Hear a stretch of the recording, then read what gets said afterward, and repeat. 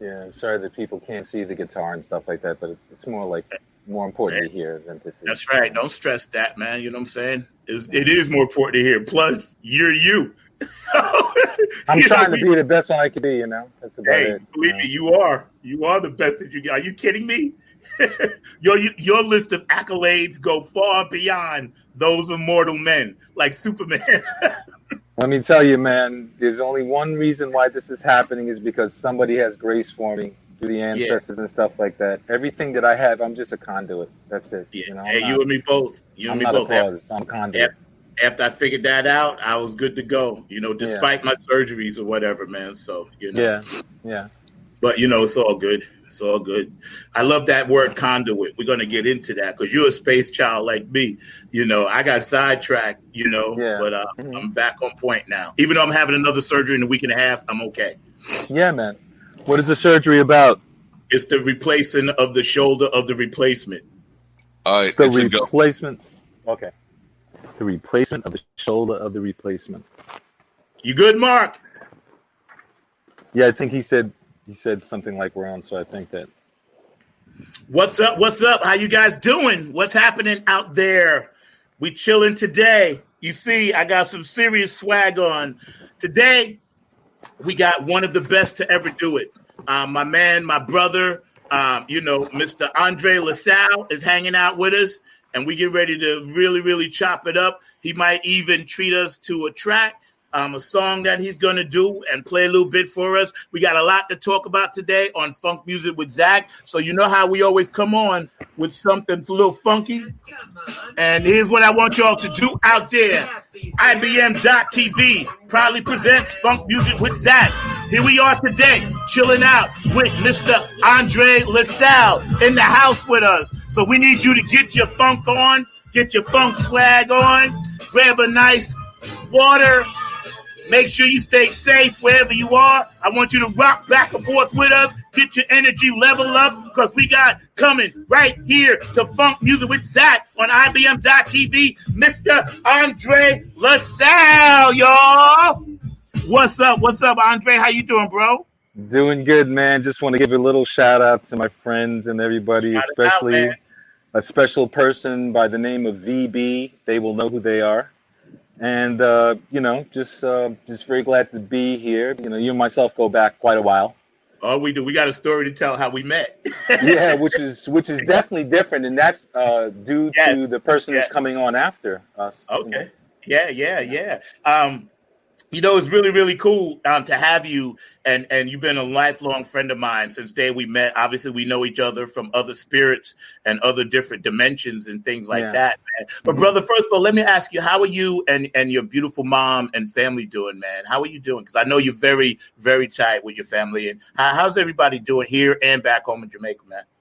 Well, you know something, Trinidad and Cayman. Trinidad, I'm sorry. Yeah, but that's right. That's Cayman and Colombia also.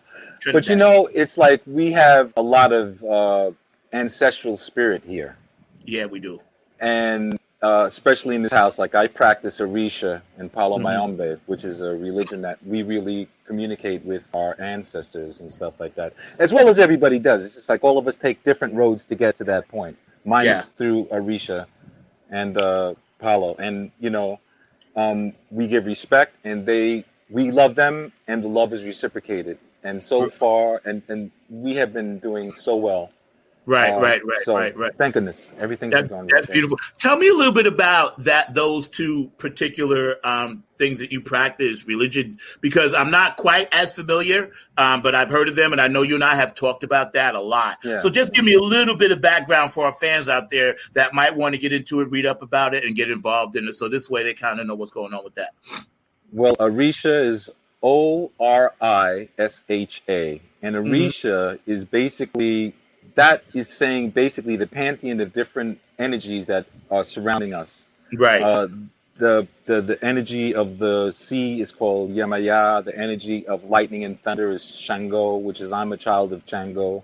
Mm-hmm. There's Oshun, which is what we call sweet water, Right. rivers and stuff like that, and they all take on different attributes. One helps us with being able to get prosperity, and the other one, like Obatala, is allows us to get calmness and stuff like Right. that. So basically, it's a religion that started way before Christianity started in Nigeria, in Africa, and everything. So it's Right. Right. basically, especially everybody comes from that place. You know what I mean? Yes. So we Yes. can all Yes. keep on going back to that source. Yes. Yes. And that's basically it. It's just a way to get bypass the whole thing with the different types of religion that we are sometimes brainwashed into thinking is our path. Exactly. I agree with you, bro, because when Yeah, I yeah, when yeah. I was able to overcome my addictions, and believe me, I had many. Me You and I too, talked bro. about that, and I got into Buddhism. And Right. people ask me why, and I said, well, if you really read the history, Christianity is cool, but there was something before that. I'm not knocking Christianity, Exactly. but Exactly. it was. Exactly. And I always wanted to find out what was before that, and up until that point, I had never done that. So when I Right. did my research and started actually going back to our roots, going back to Africa, going back to Egypt, going back to the Middle East, and understanding, okay, the first people were there. Obviously, they had something before. That's right. This other That's right. thing happened in the United States, and it's all around the world. Christianity is a beautiful thing. Anything about It love, is. but when I got into That's right. Buddhism, I really found my true self, like you found your true self. I was able Exactly. to get over some things that I really needed to get over. And even Yeah. throughout, the depression that I had to fight off here and there, and you and I have talked about that, I was still Yeah. able to hang on to that and understand, my role. You mentioned the energy and different dimensions, and we all have that. Some people are That's right. tuned in, some are not. We all do. We all We do. all do. And what it does is it gives us reason to understand that we are being put through something for a Yes, reason. yes, And once we yes. understand the reason why, we have a better understanding, or we're more cognizant Yep. of that. What we're doing is we're fulfilling a path that we have to get to, so that this way we can go through our path in the Amen. least amount of resistance. Amen. That's right. That's right. Amen. So, Amen. yeah. And people nowadays, it would behoove them to seek out something rather Yes, than something. nothing. Right, That's right. right. Because look at That's where right. we are. Something. Right. Something. Exactly. Right. Something. Get something. I mean, some people are like, hey, well, I don't believe in this and that. And that's fine. Everybody got their thing. You know what I mean? The creator sets it up for us to have free will. Gary and I remember the tower, and even in the Bible, they talk about the Tower of Babel. That's right. So therefore, that's right. everything was separated, so that this way we can all find our own individual paths, because one path isn't right for everyone. That's right. And I'm glad you said that, brother, because so many people are pigeonholed into, if they don't do this, they feel some kind of way. Yeah. And it's really the opposite. It's really, you're supposed to find your own path. The meaning of life is to discover your gift. The purpose and the meaning of life is to give it back. That's right. I'm honest with that.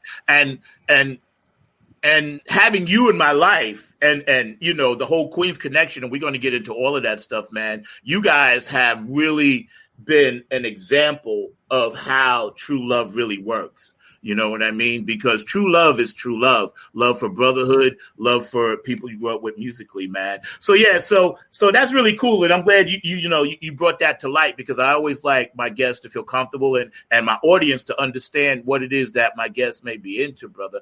So let's chop this up for a minute. Now that I know your family's safe and you're okay. New and York. I have an obligation of good intent. That's what I always say is my real path. The obligation of good intent. And that's the key right there, having an obligation. We're obligated to give this back, as artists, as doctors, whoever, mothers, dads, sisters, sons, we're obligated. And so many times the world with the worldly things, where's my mind? Oh, the worldly things, they always distract us. My problem is now, and Kevin and I talk about this a lot off the air, and you and I spoke about this. Distractions, are really, really taking us off our path. And we need to figure that out as people, human beings. And it's not black, white. Obviously, black lives matter, but it's really not about pigment color. It's not. No, it's about without a doubt. It's a class thing, but you're right. Absolutely. Yep. You've played with so many bands and so many famous artists, from Bernie Worrell to, Vernon Reid to, the Burnt Sugar Orchestra, to all these things. You recently, last year before this started, you did and this is something I want you to tell them about. You did a live theater version of Shaft. Yeah, So tell me how all that came about. The way how that came about was through the people. Really, I have to always put it on Greg Tate. Greg Tate is the person who leads Burnt Sugar with Jared Nickerson, both of those guys. And I guess through Greg's being a writer also for the Village Voice and a bunch of other plays, like he worked for Vibe magazine and did a live interview with Miles Davis and Carlos Santana and stuff like that. A lot of paths have been opened up to him, and they seem to consult him with a lot of different projects that they have, because what Burnt Sugar is ability to be able to take on spontaneous writing, where he does it by conduction. And then all of a sudden we started to get into this thing where we started to do like shows that were based on other artists like David Bowie, Steely Dan, Sun Ra, Sun Ra, Max Roach and Abby Lincoln and stuff like that. So they called upon Greg and Jared to ask, because we also did stuff with Melvin Van Peebles, which I think was the thing that kind of led us into that whole thing of the whole blaxploitation situation. Right. And I don't know who got in contact with them, but they were like, look, what would you guys think about playing? We'll show the movie live, but instead of using the soundtrack from the movie, you guys will play. So we spent months, bro. I know you did. I saw it. With paper and just going through this stuff, and the timing had to be exactly right, because when we're looking at the movie, we have to begin and finish at the right thing, at the right time. So for months and months, we practiced and made sure that we had the music not only close to what Isaac was doing, Mr. Isaac Hayes was doing, but also to be able to input our own personalities into it. Right. So it was kind of a fusion of what Mr. Hayes was doing and what we were trying to put ourselves into. So we had to be true to the music, but at the same time, it had to be something that was authentic. Yeah, real. So that was months and months of practice, and then finally, we did it on the last day of Black Music Month, African Music Month. And it was so wild because the whole place was sold out. Yeah. And people were so close together. Yeah. But at that time, the COVID thing started to happen. And right after we did that gig, a week after, everything shut down. I remember. Yep. It was, I'm telling you, man, that was complete. I wouldn't even, serendipity you can use as a word. But I would say that the creator really wanted us to do this for whatever reasons, man. And I'm really glad, because the kind of joy that we got and the kind of joy that people felt, and for me, it was real special because my mom was like in the fifth row. So like, I'm like playing guitar and waving to her. And she's waving back. So I know she could see me, That's so awesome. For me, it was just amazing. And it was always like, I've always prayed that my mom would see me play at a sold out place that was really, extreme. And every seat was so filled at the Apollo. I couldn't even get any other people in. Even they wanted to pay. It was definitely weird. Yo, so check this out. How did people react when and I know you guys were promoting it for a long time, but when they actually got in there and they said, wow, we're going to see this fantastic, groundbreaking film, and Shaft, I always say it's a film because I don't want to put it in the movie category, not to slight anything anybody else says, just me personally, because it was the first one, even though Cotton Comes to Harlem was first, but Shaft was the one. And even before that was Sweet Badass Song. Yes. By Melvin. Melvin was... Melvin, that's right. They were ahead of their time. And and I'm getting goose pimples just thinking about it, man. How did people really react when they realized they were getting these two great, wonderful things combined? Live music to the soundtrack with your own interpretations and this great film Shaft. When you were looking out, besides your mom, when you were looking out at the audience, were they every time? Because the audience, anybody that watched Shaft, we know when the songs are coming up, right? So and it was the same. Remember, it was the same. It was the same thing. Okay, that's how they kind of did it. Yeah, that's really an extraordinary thing. And I remember because that next week we were coming. I was coming up to New York to start rehearsals with you guys, and that's when COVID hit. And I was so glad you got that in. I really was.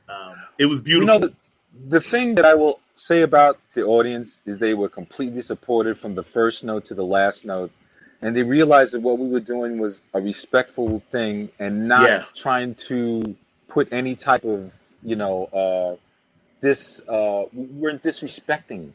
No, not at all. Not at all. It's a tribute.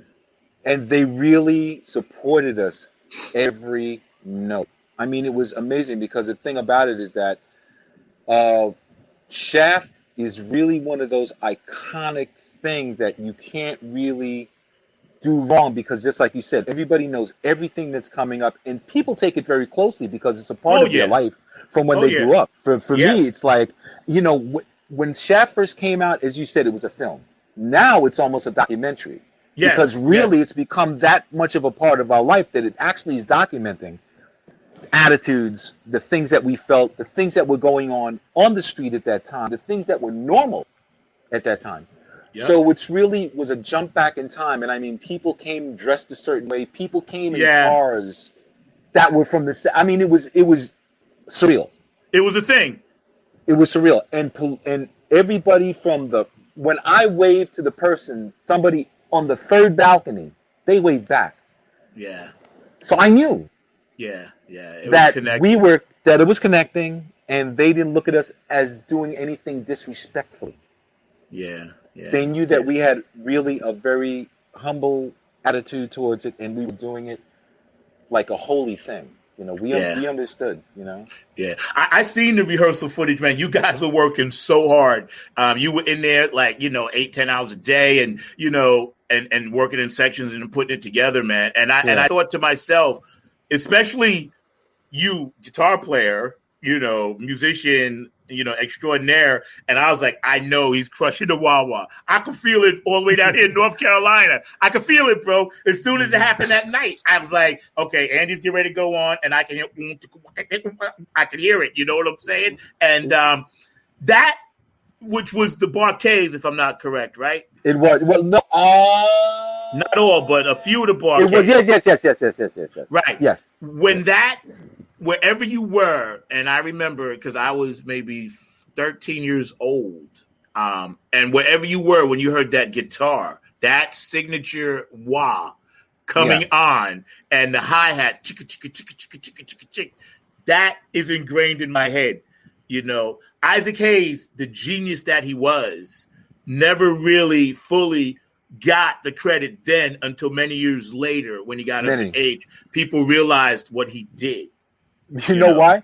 Because a lot of times you would keep on hearing that same wah-wah figure or that same type of thing happen on so many different records, and then you start to realize that what this guy has done is he wrote music at first, but then it became DNA. Yeah, that's right. Literally, it became DNA. I mean, that's right. The way how we started following and going, utilizing that as a template as to the way that we were going to play a lot of the wah-wah pedal stuff that we did in funk afterwards. I mean, Hendrix was doing it, but Hendrix actually and the actual guitarists from Shaft were friends. So Hendrix took it one way, the guy from Shaft took it another way. Yeah. And also, let's not forget the guy who did Papa Was a Rolling Stone. Oh, God, yes. He was another one. The Funk Brothers, my goodness. I mean, that stuff is without a doubt. And I just got to say this much. I want to give a big shout out to Ben Tyree and to Leon Grunbaum because they charted out that whole thing that we did with Shaft. And it really is important because, I mean, they charted it out note for note, scratch by scratch. I mean, I can't give them enough thanks. So I really got to give a big shout out to Ben Tyree and Leon Grunbaum who made this, a possibility for us to do very correctly. Yeah. And like I said, I was watching the pictures and watching the rehearsals, and I really couldn't wait. And we're going to get into the COVID thing a little bit. But when that broke out and we started doing that, I could feel your pride in being a part of that thing. David Brooks is chiming in. I think he said, "Hello, what's up, Hey, Andre?" what's happening, David? Yeah, Thank you, people man. Thank will you. sign in now and then, and I'll let you know. I'll try to Yeah, read the yeah. Thank comments. you. I But appreciate yeah. it. So I could feel your sense of pride, and as a New Yorker, and the film is based in New York, about New York. I couldn't help but feel a sense of pride myself, just Great. knowing you that were involved Oh in it. man. Well, I'm thank you telling so you, bro. much. I'm telling you, everything you guys do, whether I'm there or not, I always feel pride because we're connected like that, man. And you know, I love you, man. You know how we I roll. know, man. Yeah. So I love you you know, your too. family's from Trinidad, and you And grew up Colombia. listening in Colombia, and you grew up Yeah. listening to a lot of different styles of music, Yeah. calypso and jazz. So tell us a little bit about your early influences, hearing all of this stuff, Burt Bacharach, and all this stuff in your head. My first introduction to music was my father playing what's called in Trinidad parang, which is a Mm-hmm. basic Spanish music that you play in Trinidad during Christmas time. Right. So, I mean, I heard from parang to calypso because my father played cuatro. In fact, it wasn't even a cuatro; it was a guitar. He took off the top two strings and just had the bottom four strings, and that's what he played. I grew up playing four strings. Okay. It wasn't Wow. until I became like 15 that I was like, four strings just didn't seem like enough. So I then got the other two strings, and then I learned how to play a six string. But my first introduction into the guitar was playing a four-string guitar Wow. and Okay. playing the chords. And then when I first got my first electric guitar, which was given to me by my uncle Noli, I played with five strings because the six-string key broke. Right. And I mean, it was wonderful lessons because it showed us to be able to use anything that we had Yeah. access to and Yep. make it work. You Yeah. know, and that was a great lesson because now it's like if I get caught without having certain tools that I'm used to having, I can usually assimilate and kind of figure out a way to make it work. It may not work as well as I'd like it to, Yeah. but I could figure Yeah. out, I could do a fix out. You know what I mean? I could do a help desk type of troubleshoot. So I Mm-hmm. grew up with that, and then my mom is from Colombia, so I listened to a lot of like Celia Cruz and Fania All Stars and stuff like that. But Fania All Stars didn't come till later on Uh-huh. in the 70s. My aunt Yolanda was part of the Young Lords, Okay. so Okay. a lot of the Fania crew were involved with that. So when she would have the parties, 'cause she's a great cook still. So when she was doing the cooking, a lot of the young lords would come over to her house. Of course, we were always invited to the parties. So I was always exposed to those musics, hearing Tito Mm-hmm. Puente, Celia Cruz, and stuff like that. Yeah. So seeing that this Spanish music was always a part of my life, as well as the West Indian music, rhythm Mm-hmm. was always a very heavy thing. Yeah. And Yeah. when I learned how to play guitar, I was more interested. My father used to let me strum the guitar when I was about 6. Right. He Right. would Right. hold Right. the neck and he would tell me how to strum it. And after a while, my strumming was it was good enough that he would always say, "Hey, come out and strum the guitar." So rhythm to me, that's the reason why I feel that I always get along with drummers great. Because Yeah. I realize that when I play guitar, I always think about how can I accentuate what the drummer is doing because we've got to get that rhythm because rhythm is the first part of the communication in the music Yep. before the chords, before everything to me. That's right. That rhythm is first. And then you could connect the chords and put the icing on the cake, but you've got to have that rhythm. And the bass, the drums, and the rhythm guitar for me is the basis, the foundation of whatever songs are, because on top of that, then you could build your melodies and you could build your lyrics and stuff like that. Although I shouldn't say lyrics, I should say melodies, because lyrics are Right. brought up from another. Right. So But they're, listening. yeah. Mhm. Oh no. Go ahead. Go ahead. Right. But as I started, my father was a big movie buff. So Mm-hmm. I would always be hearing like Casino Royale Yeah. and stuff like that. And I would love the show because I mean, how much can you really understand at 7? But the music flipped me out. I mean, it was just because, and it wasn't so much that I would listen to it, go, oh man, listen what the violins are playing, or listen what this is playing. It brought me into a space that was outside of the house. Yes. Yes. Yep. I was able to get inside this other dimension, which I never really physically, verbalized it that. I Yes. just knew Yes. that when I listened to those musics, as well as Herb Alpert and the Tijuana Brass and stuff like that, and uh, uh, it just brought me out of where I was.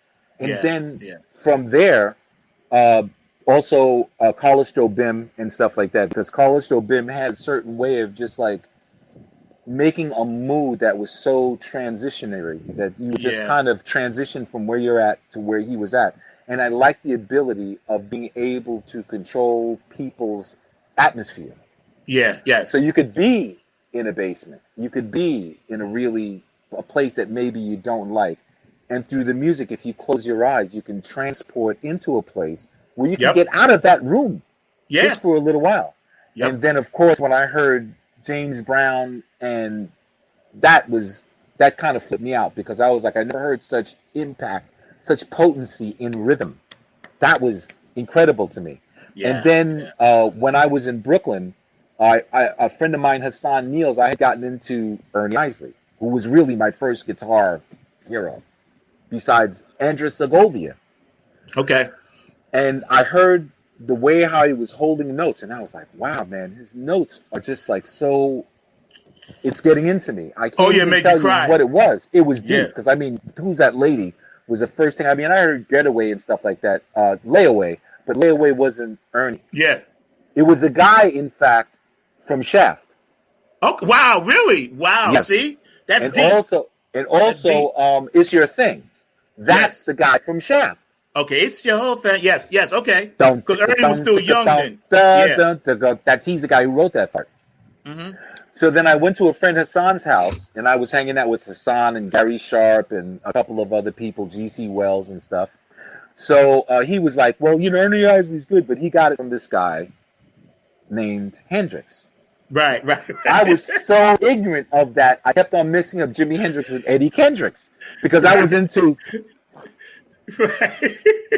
So it shows you how all those things kind of meld together. And then Yeah. once I really heard Hendrix, Yeah. then I understood the transport of how to get people out of their body That's right. That's right. into.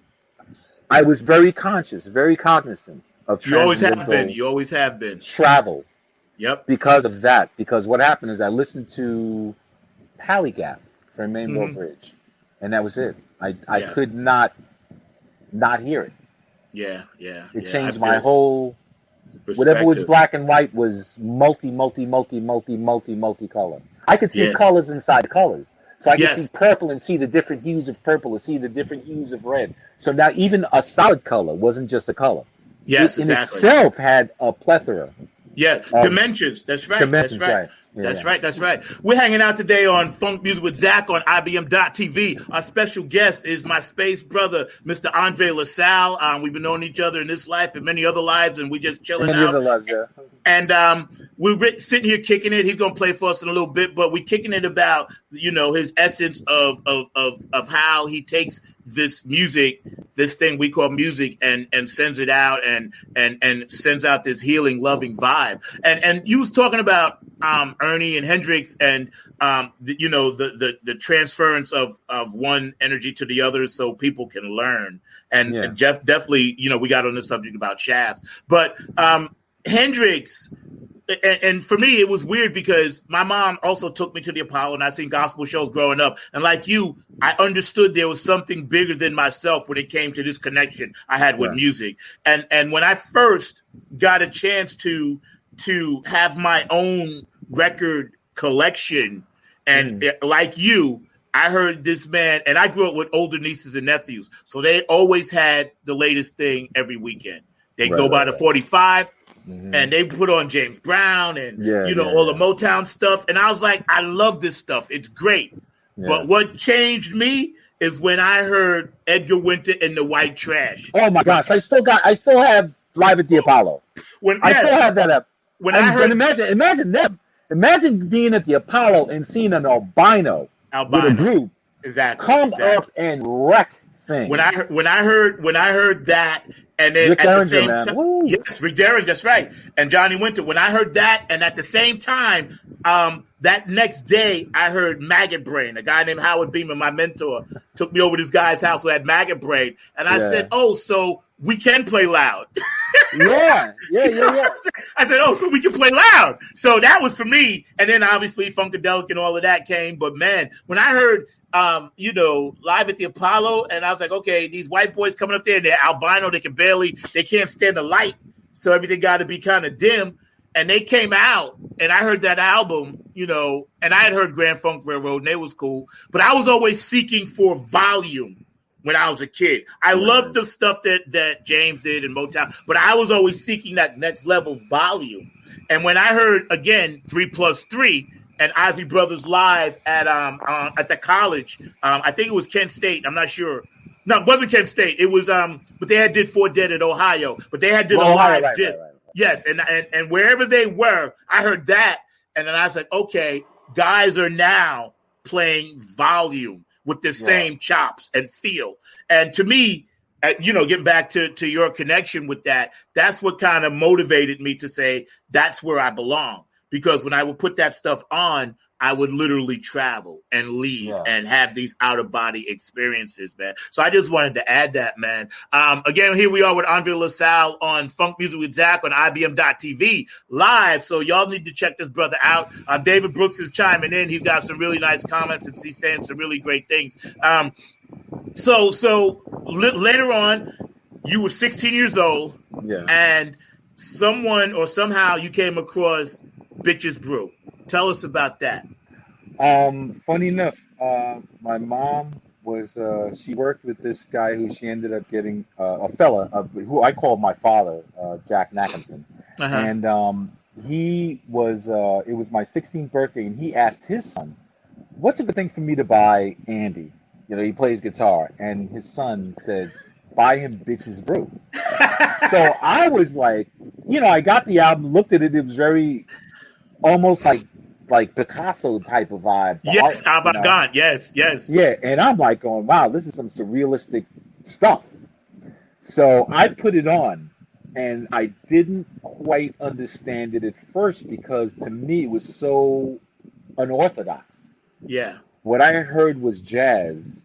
This didn't seem to have any real connection to it until I realized that what jazz was is really being able to do spontaneous stuff.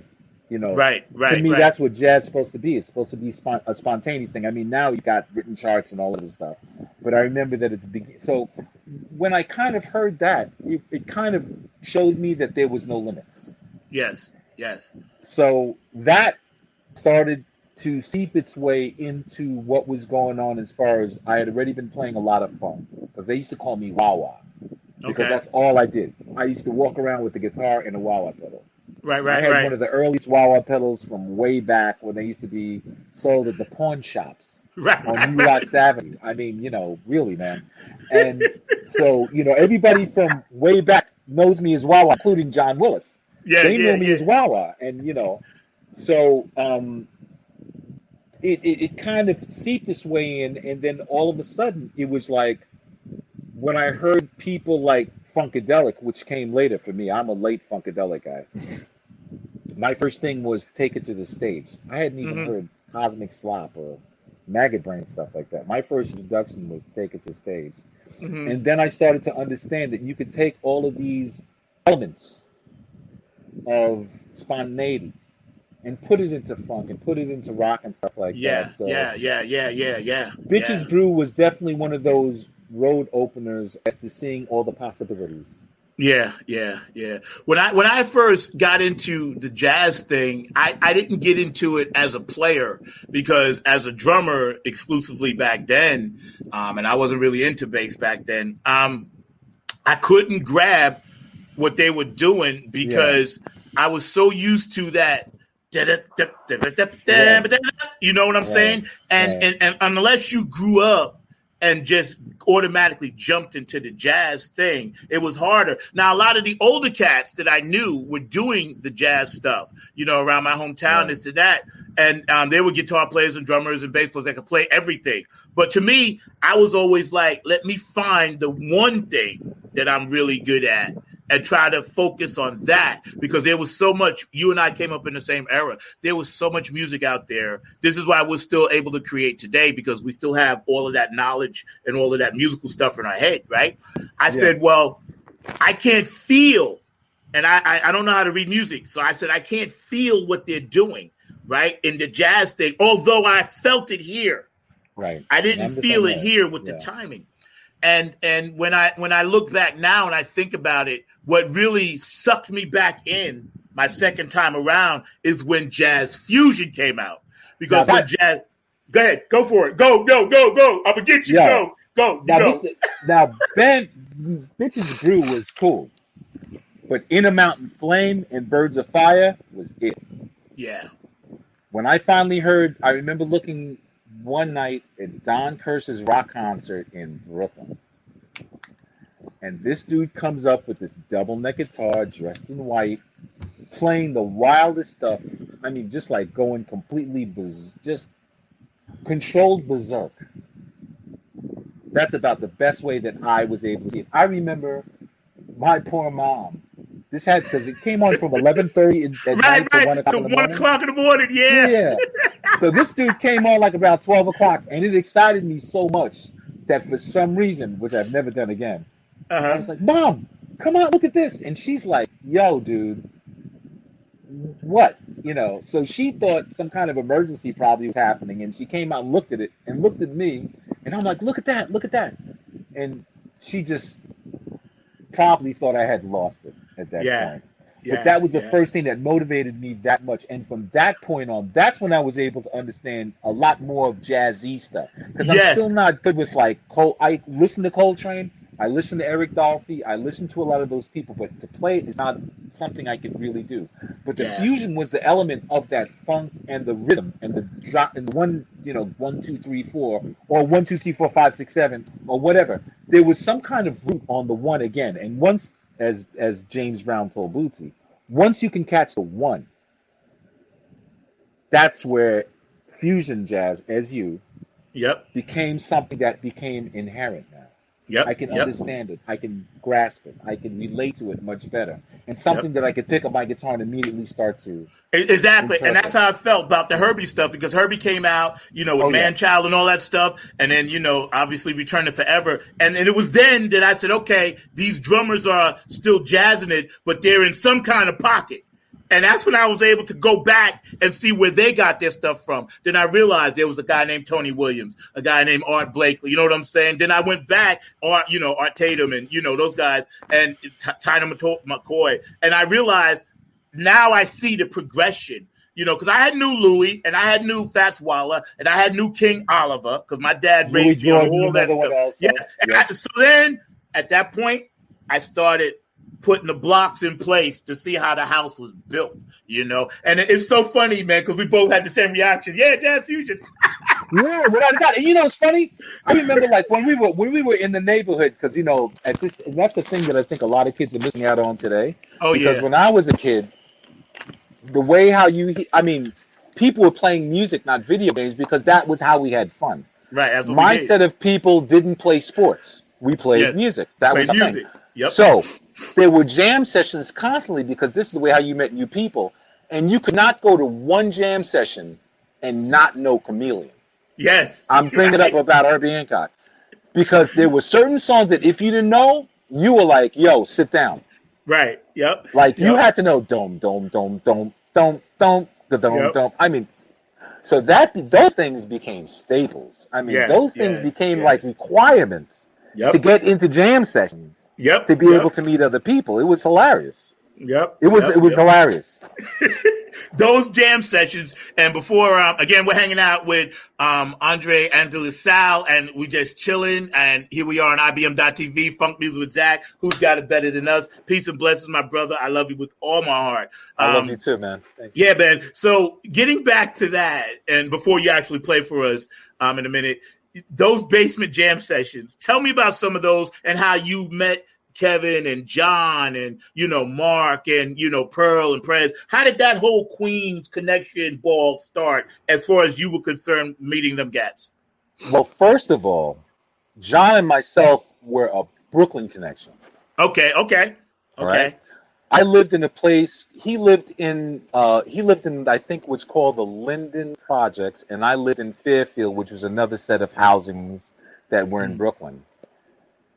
We met as a basement. We playing with a guy named Hassan Niels. We met each other through him, and then John came up with this idea. It's like, yo, man, I want to put together a group, and the name of the group, he said, I wanted it to be Gemsa. I was like, wow, that sounds interesting. What does Gemsa mean?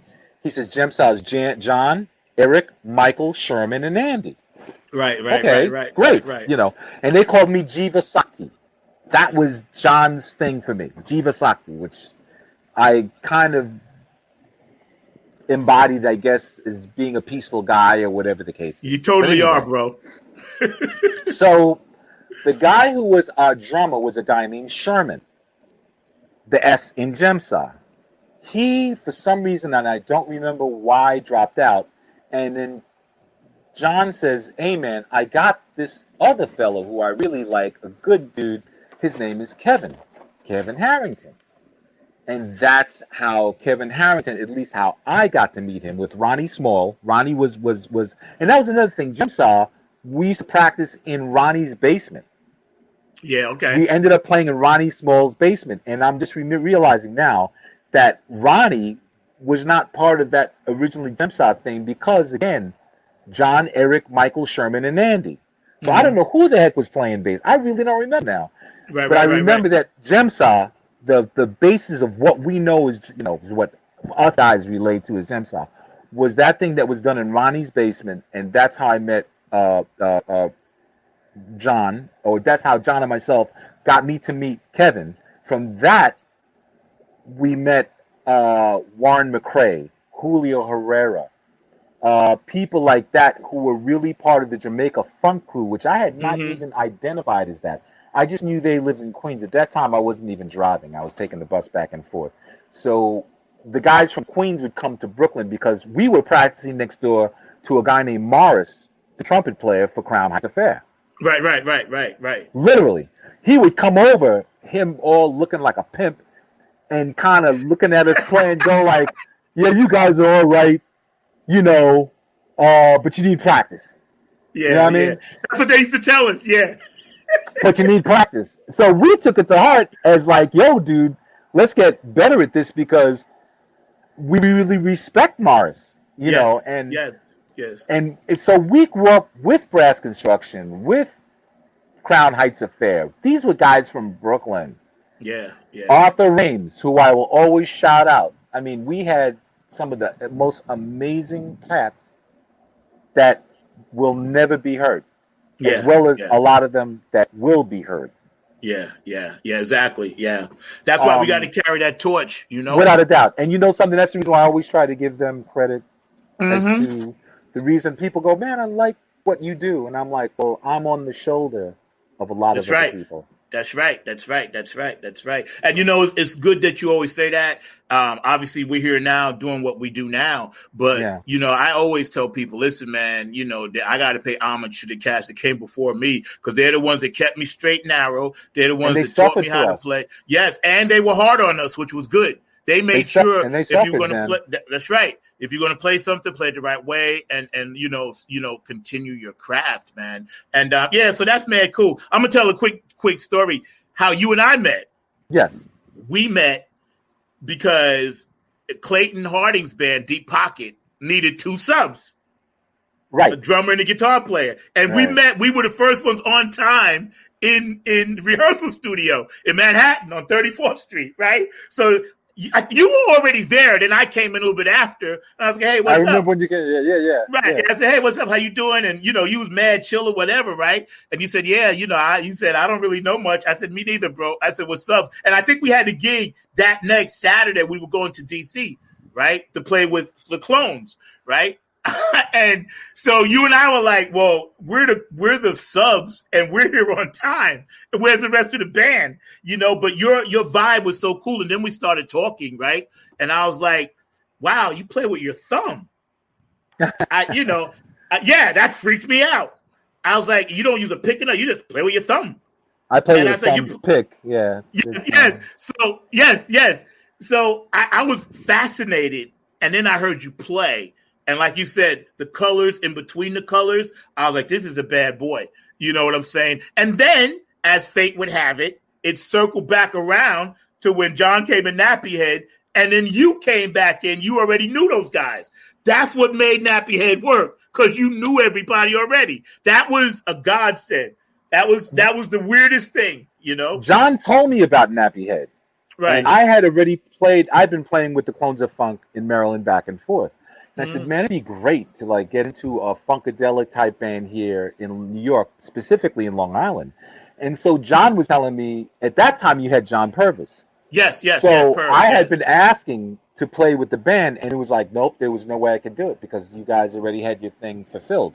And I think that John Purvis, for some reason, decided that it was, he had other things that he had to. I don't know. And he was exactly. teaching. Yeah, he was teaching. Right. He was a teacher. Yeah, and that's teaching. how John came to me and said, "Would you like to come and play?" And then that's how that. Because I knew you, and when he said Andy, I was like, "Oh yeah, I know Andy," because they were surprised that I knew you. I was like, "Oh yeah, Andy and I played together, Deep Pocket," Right, right. And John said, "Well, does he have to rehearse?" I was like, "No, just tell him to show up to the gig." Right. Yeah. And I was like, "What key?" And I was like, "Just tell me what key."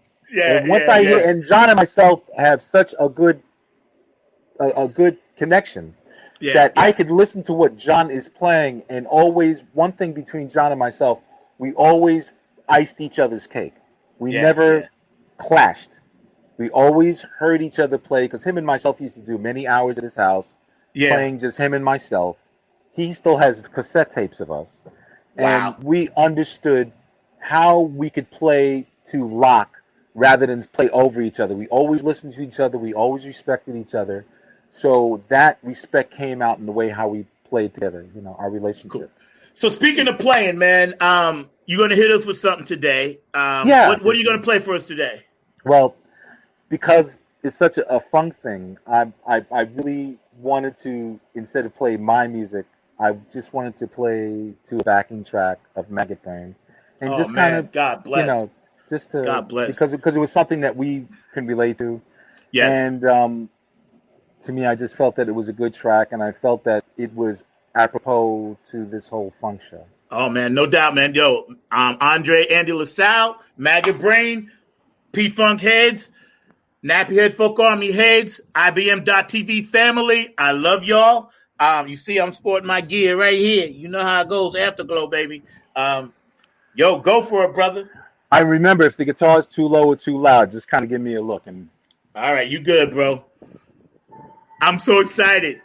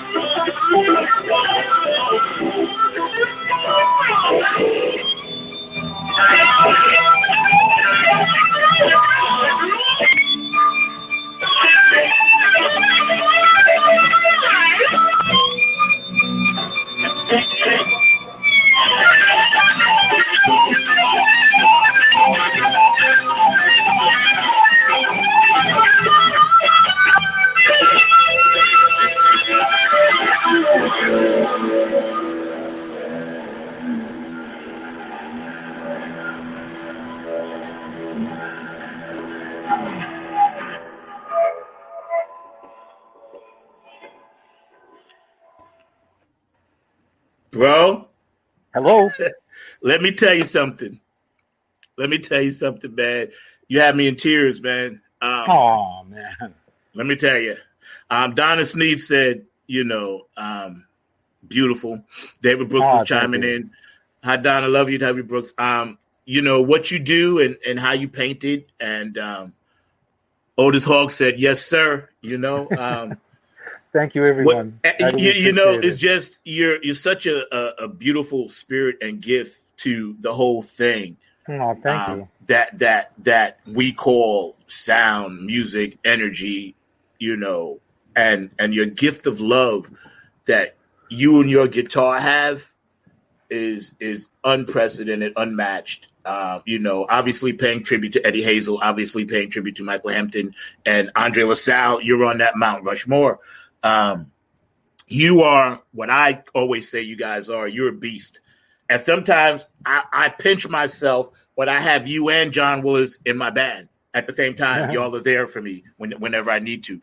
So reaching down into the depths of the soul of that particular piece, you represented well. It definitely took me out. As soon as you hit the first three notes, I'm flying with you. And that's what this whole thing is about on Funk Music with Zack on Sundays, is to reach down to someone's soul and make them feel better. And brother, let me tell you, Andre Andy LaSalle, you are by far on fire. You know what I mean? Oh, man, yeah. And I know you do all different styles of music and all that other stuff, and it's great. And I'm glad you chose that particular piece because it means a lot. That song means so much to so many people worldwide, obviously. And it's still today, means what it means when it first came out. You know what I mean? And you're an amazing, electrifying guitar player, man. And thank you, man. Yeah, man. And if you have one thing to say to a lot of people out there right now, and we're going to have you back on for part 2 of this interview as well, when you have the time in between your sessions and stuff. Because these interviews go so well, we get off on one thing. We always have to do a part 2. Right. So believe me, we're already working on that. We'll get in touch and talk. But if you had something to say to the young people, that was important just to give them hope and inspiration, what would it be? Be compassionate. Compassionate? Compassion, as I said before, is hip. Yeah. Be hip. Yeah. We have a lack of compassion that's happening around. Yeah, we do. We have a lack of respect. Understand that the energy of one's note comes from the intent that they give it. Yeah, we do. The potency of one's music comes from character. Yeah. Have strong character and don't let people make you hate. That is the best thing that I could say to anybody who's young. Don't allow anything in this world. You can hate things. You can hate things that are happening, but don't become a hateful person. Love, because I'm telling you. And be compassionate, because this is trying to pull people out of a compassionate way of life. And we cannot survive with each other. That's right. Unless we're compassionate with each other and respectful to each other. So if you want to become a better musician, make sure you have good character, make sure you have good intent, and that'll make you a better musician. More than you're playing, more than you're practicing, more than what you listen to and all that other stuff. It'll guide you. Yeah. Yo, that's beautiful. Yourself. That's beautiful. That's well said. I know Mark wanted to jump on before we say goodbye. I know Mark has a question for you. I can feel him itching back there. So go ahead, my producer, Mark Lee. What's up, bro? Hey, how you doing? I just had to say, Andre, that was some amazing playing. Man. Like Zack, you moved my heart and everything, because I was definitely moved by that music. I've actually come out of a musical background myself. Zack knows that I was raised with my parents starting a radio station back in the mid-'70s. So I've heard funk music, R&B music, and all kinds of music like that all my life and everything like that. So you definitely moved me as well. And like I said, I was hearing you talk about a lot of folks that I'm very familiar with. I heard you reference Miles. I heard you reference Isaac Hayes. I had the pleasure of seeing him at the Bull Durham Blues Festival. So just all of those great musicians that you are part of the legacy of is just moving to my heart. So, like I said, I just was that humbles me by that, and very much moved by that music that you provided with us. So, like I said, I know Zack was moved. I was also moved as well. So I just want to share that with you, that you're an amazing musician, and I was just blown away.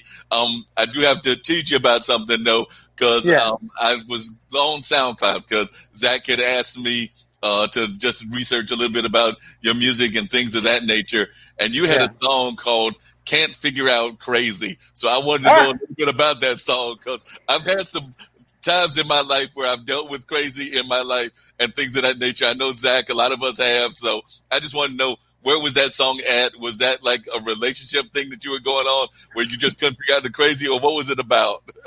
It was weird, because what happened was I wrote the music with a guy named Aaron Whitby, who's Martha Redbone's husband.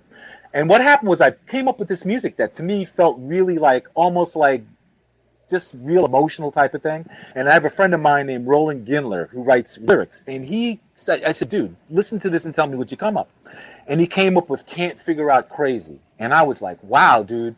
Because we were all going through like crazy relationships that we couldn't quite figure out. You know, you're trying to get a foothold, and every single time you think you got a foundation, you find out that it's like slippery mud. So you end up falling on your face again. So then I became very good friends with Sherry Scott, who was the original singer for Earth, Wind and Fire. She did their first hit. Where have all the flowers gone? No, it was something about Time. No, love. Something love. I can't remember what it was. Okay. Yeah. But anyway, so she ended up being my godmother in Palo Mounde. And then I asked her to do the vocals, and she just really went for it. And she was, it kind of grew a life of its own. I haven't heard the song in a while, but I'm really flipped out that that's the song you would pick, because it was something that I didn't really put too much. It was so spontaneous. You know what I mean? It was one of those things. But I'm really glad that it touched you. I mean, you know, and besides, it's a relatable issue. Yeah, it was definitely relatable. We've all been there. You know what I mean? Yeah. We've all been down that path. Have we? The fact that we're still alive and smiling is freaking amazing. I mean, believe me. Yep, you're absolutely right about that. I know we've got to get to our roundtable discussion. We would love for you to stick around, Andre, if you can. Yes, I'd be happy to. Yeah, so, but one of the things I was going to ask you before we bring in some of our roundtable folks and everything, because we do that right after Zack's show and everything. But if you could talk a little bit about the connection, because y'all were talking about jazz and funk. I'm also a blues head, so I was wondering if you could just talk a little bit about the connection to blues and you and everything, because I'm a very big blues artist, and I could hear some blues riffs in some of your music as well. Well, you know, the first thing that when I first picked up the guitar, I used to play at church with my cousin, a guy named Tony Humphreys, who's a DJ now also. And he played drums and I played guitar, and our parents used to bring us to church. Our grandparents used to bring us to church all the time.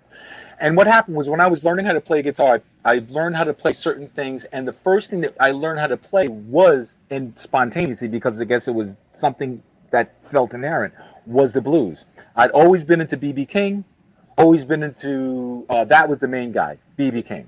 But then as I got into B.B. King, got into the blues, then came Freddie King, Albert King, Buddy Guy, Junior Wells, all those people. But blues is the foundation of everything that I play, because it's a structure that is so based in simplicity.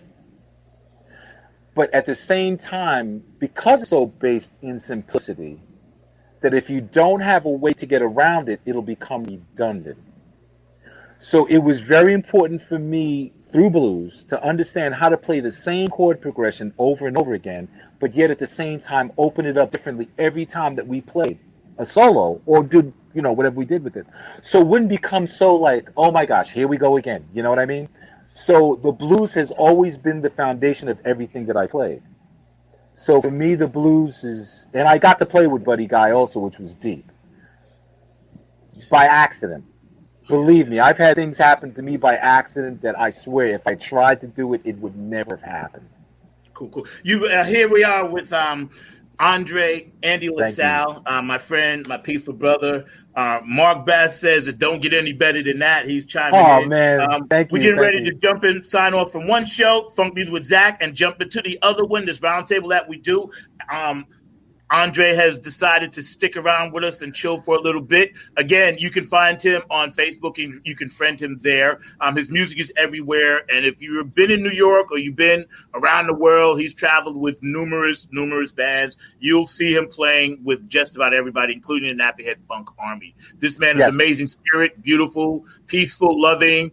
One of the best sons that I've ever seen, loves his mom to death. I know his family, and believe me, it would be worthwhile if you ever see a show bill and you see Andre's name on it. It would be worthy for you to go see him perform. as well as with us when we finally do get to go out. So, Andy, I want you to meet, all my road dogs over here.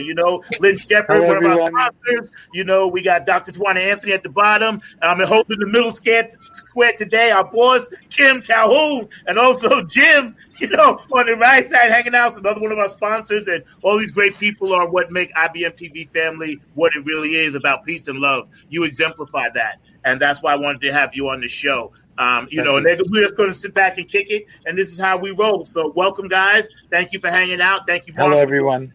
Job, and y'all just do what y'all do. Andre, it was great. Oh, thank you so much. I really am. Andre, that was amazing. I do want to get into the discussion. I'm going to bring in a discussion I think that we all can get into. And it was something that you tackled with Zack and everything. And that's that we definitely need more of a peaceful vibe in the world. And you talked about a little bit about your own religious beliefs and things of that nature. I actually work at the Hayti Center. It's one of my places that I work at, and they've actually got a salute to some of the Haitian gods and things of that nature. We definitely know about those rituals and know a little bit about that and things of that nature. But I just wanted, if you could talk about, because me and Jim have had this conversation as well, about how a lot of the messages of the world are really centered around peace and love, and unfortunately the extremists get too caught up in some of the things that go on, and that's on all religions. They are both the peaceful Eastern religions as well as the Western religions, but I do think that we sometimes get too caught up in the negative aspects of spirituality. So I would love to hear from you, Andre, about the positive aspects of spirituality, and then we'll hear from the rest of the folks as well, including our boss Kim and Tawana as well, because definitely love to hear from you if you could just express a little bit about the positive nature of spirituality and how that addresses you. I always feel that the center of all spirituality is intent. The intent is what will take us to that place of extreme negative or extreme positive. It's like, the one thing that I had to come to understand is there are people who are channeled towards peace, and there are people who channel towards war. And the one thing that we understand, especially in Orisha, is that God is not all good or all bad. What God is to us is balance. Creator of all, negative and positive. So that this way we can build up and understand that you can't appreciate beauty without what is called ugliness. You can't appreciate love without understanding hate. So we need both of those opposites in our life to be able to understand where we stand, what we are here for. I am a person of peace. I choose that. That's something that is my choice. Not only is it inherent, I've had many opportunities to go into that negative energy and had every right to do it and had every reason to follow that. But this is something that I feel is something that will benefit, because it's not just about me. It's about the universe. I have to be what I feel is positive in this universe so that this way I can make that direction towards the things that make me feel and hopefully other people feel good. But I realize this also. I can't make everybody feel good. Not everybody's going to feel what I feel. But to me, what a religion or what spirituality is about is the intent of the person who is following whatever path that they're going to follow. That, for me, is the center intent. And for me, my intent is compassion. I agree with you. The way I speak, the way I play, the way how I love people, the way how I am loved. And I always try to do for others what I would like. I agree with you, and I definitely think that that's what it's all about. It's all about compassion and things of that nature and that peaceful vibe. And by the way, I know that everybody here was just, as I said earlier, moved by your music. Kim, did you get a chance to hear the music? Were you blown away by it? And I was also wanting to hear if you could talk about the mission of IBM.TV so that Andre knows that we also are about compassion and peace and trying to get this universal message across. Well, as I always say, music is the wine that fills the empty glass, right? And Andre, you do a great job of filling a lovely glass of wine. The mission of IBM TV, Nick and I started all of this to close the gap between poverty and sustainability. Right on. Right? and because our world is just too full of poverty right now. And so the biggest gap we always felt was literacy, financial literacy. But out of our mission, as you speak, out of our intent, we ended up evolving IBM TV.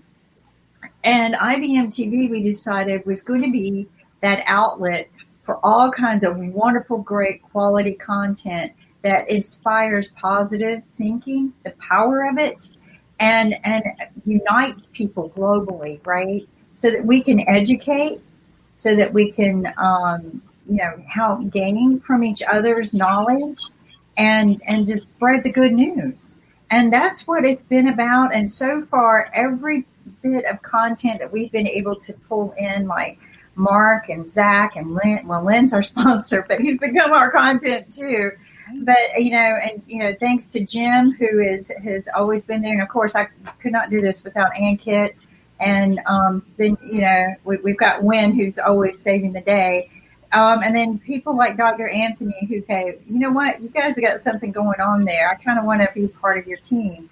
So we're able to grow this and get the message out to more and more people. And that's what we want to do. We want to serve the community that doesn't get served. Amen.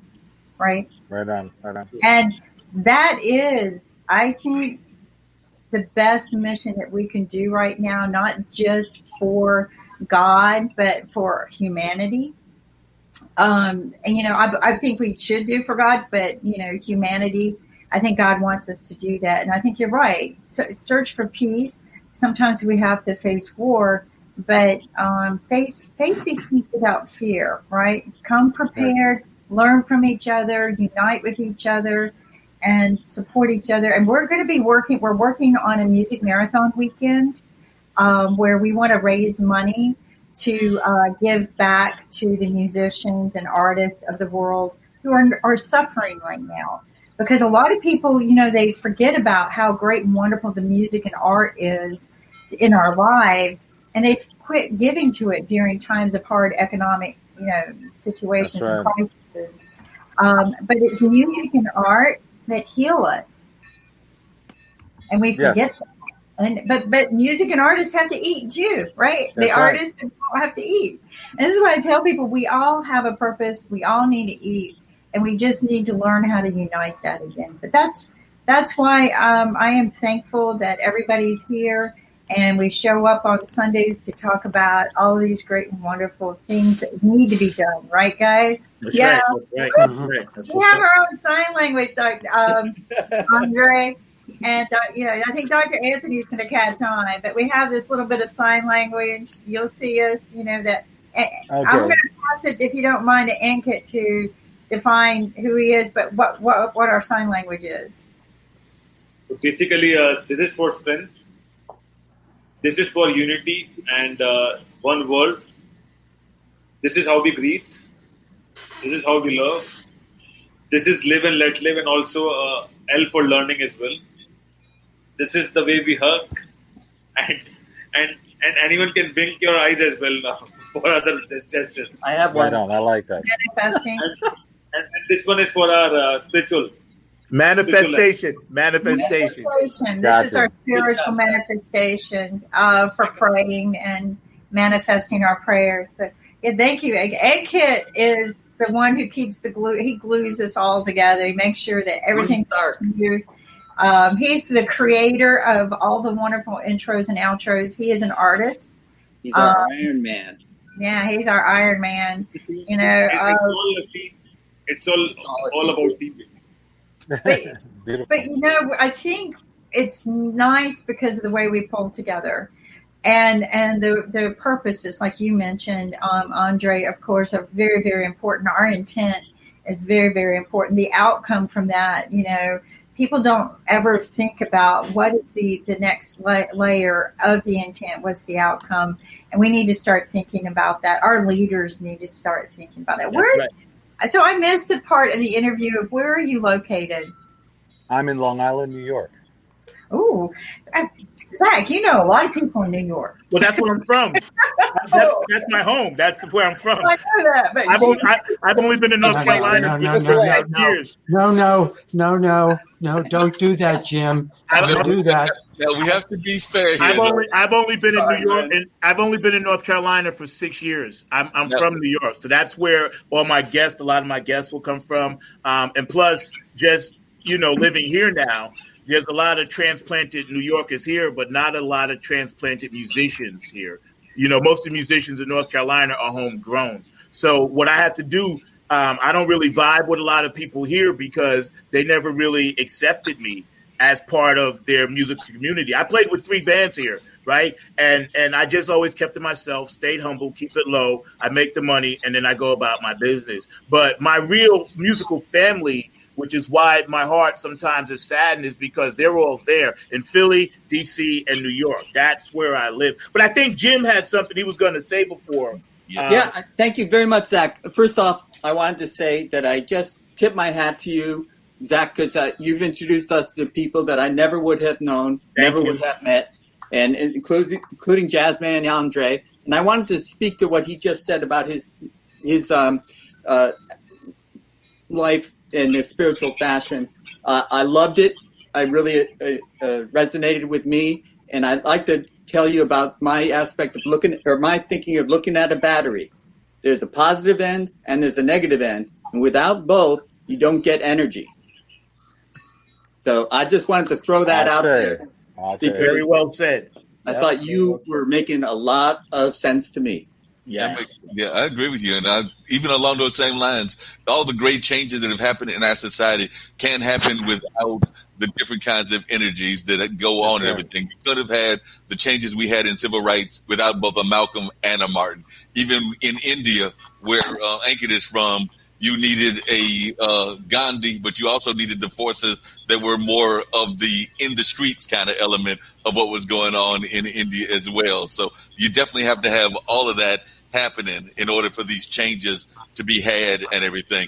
I do have to bring in a little bit of another topic that we love to talk about here on IBM.TV because Tawana gave me a shout out that her mom was making a comment about red beans and rice, and I do like my Caribbean food and my food that is Creole and Cajun in nature.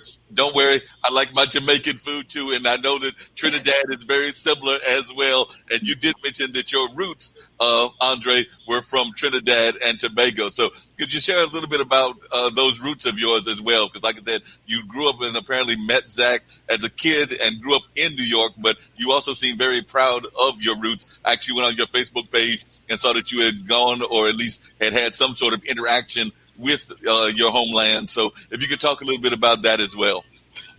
Well, the Trinidad influence on me is very big because my father was a player, was a quattro player. So for me, that was something that I always leaned towards. And him being from Trinidad, always had calypso type music and was very Trinidadian. Even up to the time that my father died, and he lived here since 1959, he never lost his accent. So it was something that was so inherent in him that it never went away. And there was something that I always felt was something that I was drawn to as far as the pride of the people and the way how they were able to communicate and the way how they were able to express themselves, but do it in a way that was so honest about where they came from. And there was always some kind of ingredient that really showed you that that's where all the influence came from. To me, the way how I eat, the way how I think, and all those things, I grew up as a Seventh-day Adventist and as a Baptist. All this stuff was in the West Indies religion, and I grew up in Grand Cayman also. In the West Indies, religion is like a social skill. So this was the type of thing that I brought back with me as far as the way how deeply I feel about spiritual things, because I was raised that way. It was such an important part of it, and then to be able to insert it in everything that we do, as far as the way that we speak, the way how we interact with people, the way how we play. It's got to always be given. We're a conduit, and that was the reason why I always feel like my playing is a conduit of a greater force. I'm a burn victim, so my hands have been burned. I shouldn't be playing. Yes, I I remember that. I'm a burn victim, and the fact that I could still play shows me that there's something. And when I got burnt, both my hands were completely burnt, except on this hand, the whole hand was dark like charcoal, except for these 4 fingers that I play with. On this hand, this whole hand was completely burnt except for my thumb, and I used my thumb for a pick. That was it. I have pictures of it. It doesn't even make sense. Yeah, I remember. That's what gave me and let me realize. Yeah, because what I'm doing with music is bigger than me. Yeah, because when I was actually playing next to the hospital you were in, and on my break, I came over to see you. Sure and I asked you what had happened. And I'll never forget that. I was like, man, don't worry. You already got this. You're going to be all right. And I know at the time it was stressful. You were worried about it. But I remember seeing how you were burned. And it was not a easy thing for you to overcome. But you always knew, like you said, you were going to do it anyway. But, yeah, I remember when that happened, and I was like, wow, And then, we were all saying, yo, you hear about Andy's in the hospital. And the last thing everybody knew, we figured cards and whatever, and he's like, got burned. And we was trying to figure, how that happened. But long story short, here you are, So that's a beautiful thing. Well, Zach, do you think if I burned my hands, I could play like him? No. Well, I don't know, but I don't want you to do it. Okay. I'll tell you something. I'm a human being, right? If one human being can do it, any human being can do it. This is something we're all a conduit to. We have the same energy beginning. We have the same foundation. We just have to accept. Yeah, that's right. Anything is possible. Yep. Dr. Anthony, I'm curious to hear what you've got to say about all the conversations you're hearing about the spiritual connection and things of that nature. So we'd love to hear your take on what you're hearing in the conversation. So if you'll chime in, we would love to hear that. And by the way, I am holding you and your mom to Deliverance of Red Beach right here to North Carolina. I'm on the next flight. She needs to stop in on her way home. I will. As for me, I am into the spirituality and the peace and things, but I heard you say something about, extremists and things like that. I had talked about this on Zack's show, actually. I think anger is good. It's how you channel your anger in terms of your outcomes with your anger. For example, with Black Lives Matter, a lot of people are angry at the fact that, Black and brown people are being, murdered and killed in the street.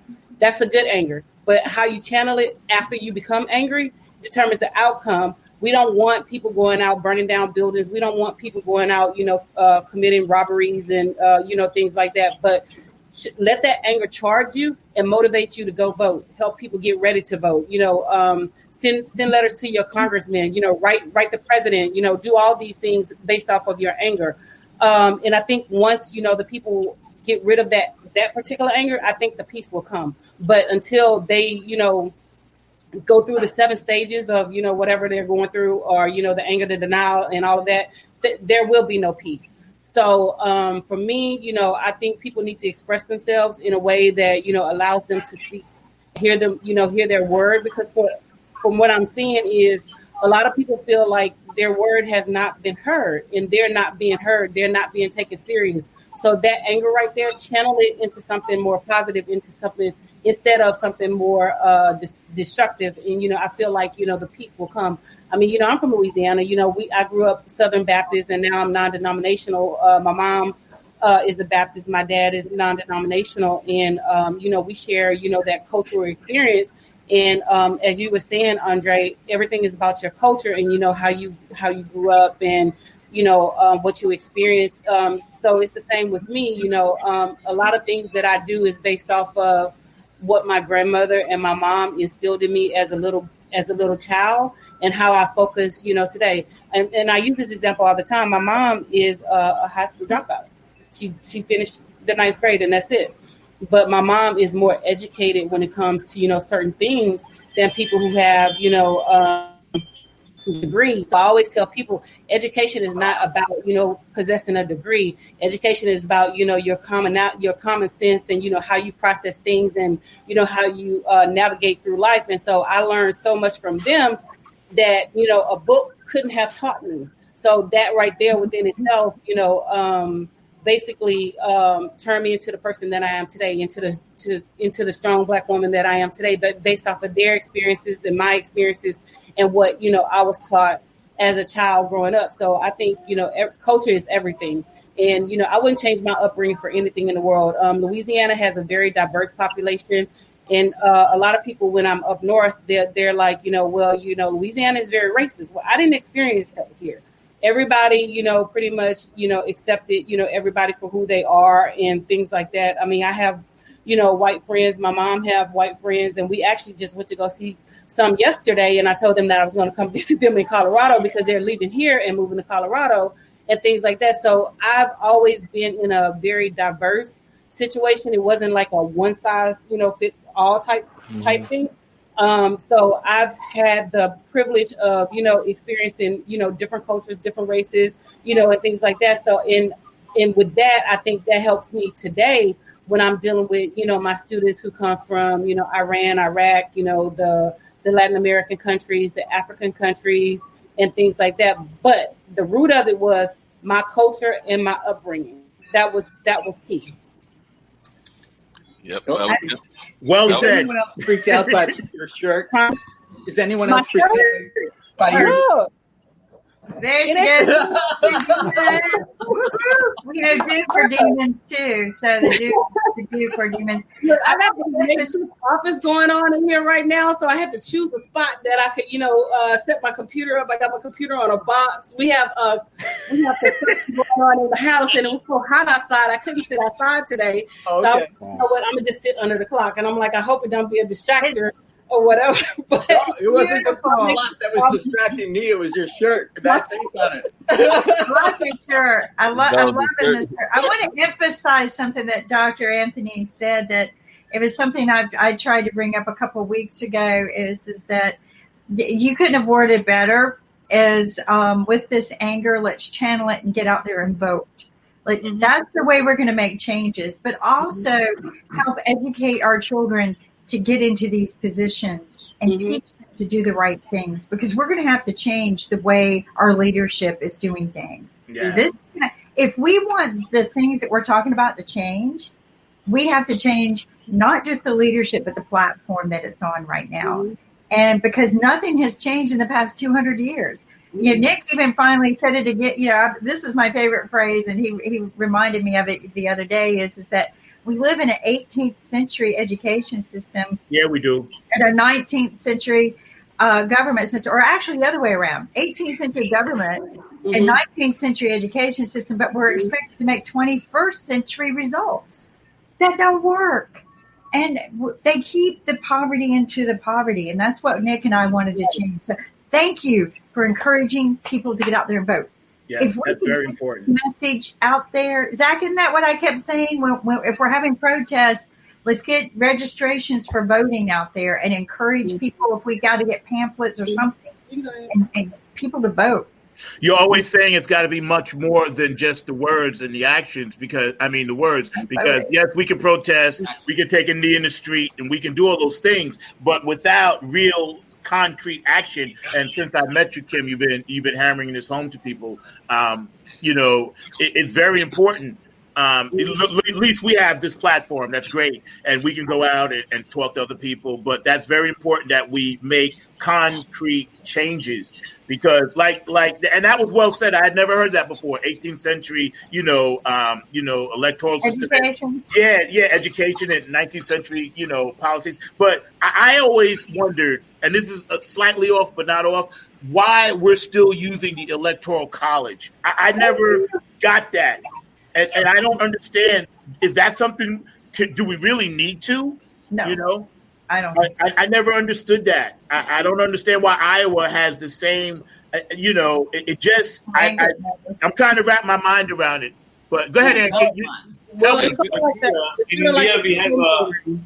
I'm sorry.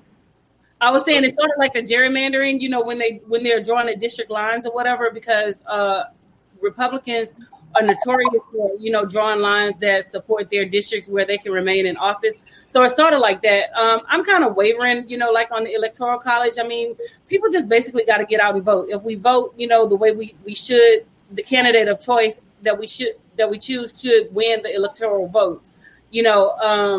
So I'm teeter-tottering, on, like getting rid of it and, keeping it and, things like that. So I don't know. Yeah, and I agree. I think as long as people vote their conscience, because I remember standing with my dad, in the 60s, and this was tough times in New York, and to him, the whole community, and it was black, white, we lived in a mixed community. I'm mixed myself. I'm adopted. So a lot of people don't know that, but I'm mixed with Egyptian, Iraq, Iran. And he always had different people of color coming to the house because he was a union organizer and a shop steward. So he had to work with all types of people, Spanish, Latin. The first time I ever, smelled Spanish food, I was like, wow, what is that strange smell? So I understand where we are, but he would be so proud to say election day is coming. It was a huge thing. And I'm alive. I'm old enough to remember Kennedy getting his head blown off on national TV. I've seen that. So, I've seen it because I'm 62. And I remember he would be so proud. Election day used to be in this country bigger than Christmas. It was every 4 years, you knew this is going to be something that's going to decide things. And we were talking about this a couple weeks ago. Election day should be a holiday, but not in the sense of we celebrate. It should be a day where everybody's off. You know what I mean? And even now with COVID, if they would just listen to us, we could fix the problem about spatial voting, because if they can play sports in sports arenas, we can use those same arenas to vote in. You know what I mean? Why isn't nobody thinking about that? Well, here's something even a little bit simpler. On the last few times that I've gone to vote, they spaced out where we could come for a whole week and vote. And that was awesome. And I want to tell you what, since they started that, there's no lines. I go in, and I'm out in less than 30 minutes. I mean, the road trip is longer than the voting now. So I don't think there's anything wrong with the way we're voting. I think people just need to plan to say, okay, if we're going to space it out a week, then we need to maybe say, okay, try to plan based on how many people are going. Maybe an app. Hey, there's 20 people here. Hey, there's 1,000 people here. But the way they divide it up, like we do it through the rec centers and the churches and community halls, it doesn't get crowded. I don't know what they're complaining about. I think in the bigger cities it's a problem. The issue with the voting is, like, let's take for example, Kentucky closed down 95% of their voting stations, voting places. So that's where the issues are coming at. The people in power, which are typically Republicans, they're closing down those voting stations for people, especially in people of color, Black people neighborhoods. I know in Alabama they closed down more than 90% of the DMVs, the driver's license places where you can get your ID and things like that. So that right there within itself, was a part of voter suppression and caused a lot of elderly people who couldn't get their IDs, a lot of people who were, newly registered to vote, not having, IDs and things to go and vote. So it's not necessarily going to the places to go vote. It's the places being taken away that you can actually go to and vote. And right. I was going to tell him, we had a situation here yesterday where over the parish, well, in the city, because we live in the rural part, we live in like Natchez, Louisiana, and the parish is Natchez, Louisiana. So we had the mayor's race yesterday, and we got our first Black mayor in the history of Natchez. And Natchez is the oldest settlement in Louisiana.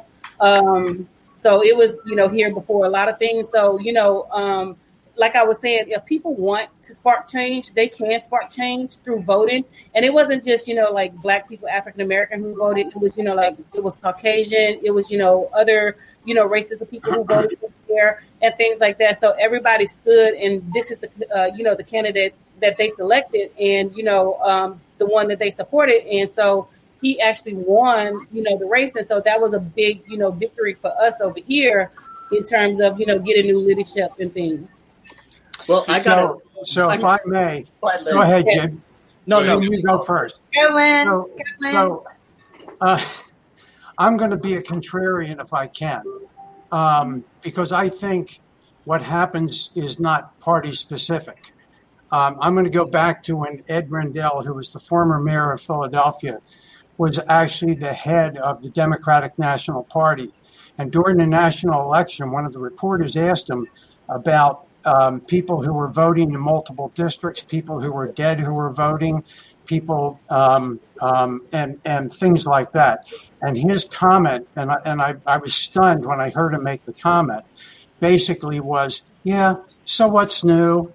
Go back to 1948 when Lyndon Johnson stole the election for the U.S. Senate seat in Texas from Coke Stevenson, and look up ballot box 13. In our state in Pennsylvania, Dr. Anthony, you've talked about how the Republicans have changed all the voting lines. The Democrats changed all the voting lines in Pennsylvania, which made principally Republican areas into Democratic areas because of the way they realigned the state. So I think this happens because it's politics. All the politicians do the same thing, frankly, which is why I don't trust one single politician.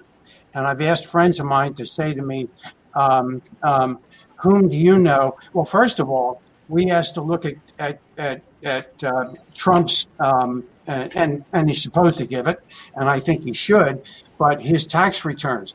But I would venture to say we should see the tax returns of every single representative and senator in Washington, D.C., and it would be an enormous revelation of how they've all gotten to be at our expense doing things that basically we can't do. You know, Martha Stewart was thrown into jail for basically insider trading, and yet and they may have changed the law, but at the time, with impunity, every member of Congress could do the same thing. Exactly. Absolutely not get convicted at all. And did do. It's because she was a woman. They threw her in jail. Come on. What I don't like to do is to make statements that one side does this and the other doesn't, because they all do it. Every single one of them. There's one thing that I want to hear what Andre has. I want to get rid of both parties. Andre was just saying something. Hold on 1 second. We got a great discussion. I think Jim had a point, and I know Andre was trying to make a point. So let's go with Andre first, and then we'll come back to you, Jim. So Andre, it's on you. Politics is the bird. The bird has a left wing, and the bird has a right wing, but it's still connected to the same body. And that's how I feel about that whole thing. I agree with you. That makes a lot of sense. Jim, you had a point that you wanted to make as well? Yeah, I was going to say pox on both houses is definitely called for. But I wanted to go back to Zack telling us about his Egyptian, his Persian nature. And I wanted to say, Zack, you left out alien. You're part. I'm not allowed to tell you that. Okay. Because then you would want to know more, and I can't tell you. You can't say what planet. Clearly, the Earth is not ready because we can't even cross the street without our pants by our ankles. We can't even get together on black and white, and we definitely can't get together on politics. So how can you possibly think I'm going to take you to where we are, carefree and loving? My planet is like a giant golf course with barbecues. But the real point, I was just teasing Zack there, but the real point I wanted to make is that Andre was telling us about his culture and how important it was to him. And so many Americans are ignorant of their culture, their background. The Electoral College was a compromise because between the slave-owning states and the northern states, they had to work out a lot of differences, and they made compromises so that the smaller states could be represented. And there was reasons for it, but it was a compromise. It was not a perfect solution. And it was a couple of centuries ago that we did this. And it no longer serves the same purpose now. Exactly. So the Electoral College is out of date. It is not. Completely. million people that live in California only get 2 senators. The people that live in North Dakota get 2 senators. This doesn't make sense anymore. It's not a perfect solution, and it was a couple centuries ago. I agree with you. I do have to make a point to our 2 women here and everything, and that is the fact that 2 days ago we celebrated a major accomplishment from the women's movement and everything of that nature. People do not realize that this is the 100th anniversary of the suffragette movement. So the suffragette movement started 100 years ago today, and I know we have 2 very strong women here in Dr. Anthony and our boss, Suffragette City. For white women as well, and these were women of all kinds of diversities. I mean, they were black and white. They were the black Indian. Women did not get to vote. They were turned away.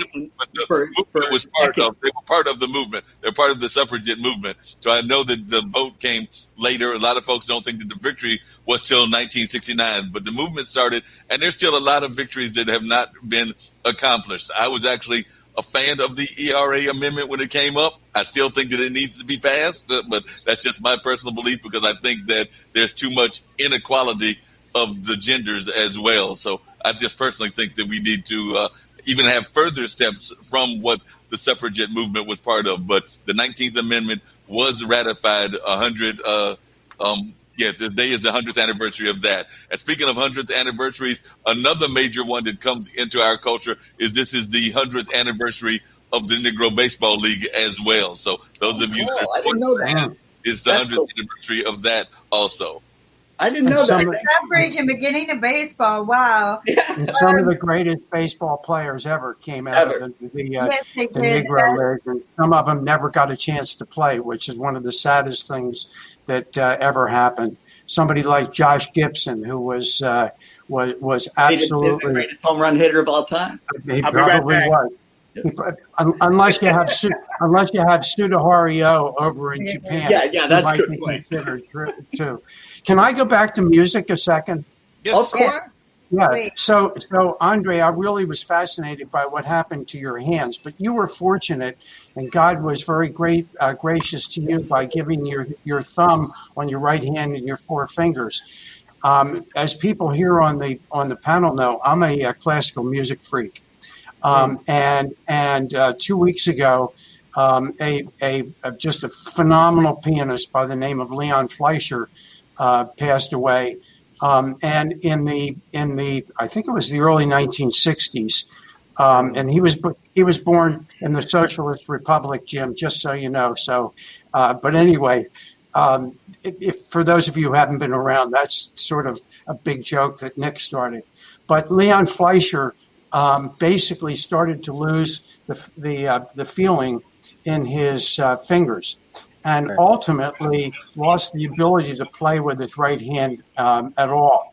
And he reinvented himself by playing with his left hand. And a lot of people don't realize there was actually a lot of music that was written for the left hand. But then there was his second musician, Gary Graffman, who is still alive. He finally retired as the president of Curtis Music School. And my brother went there for 3 years before going to Juilliard.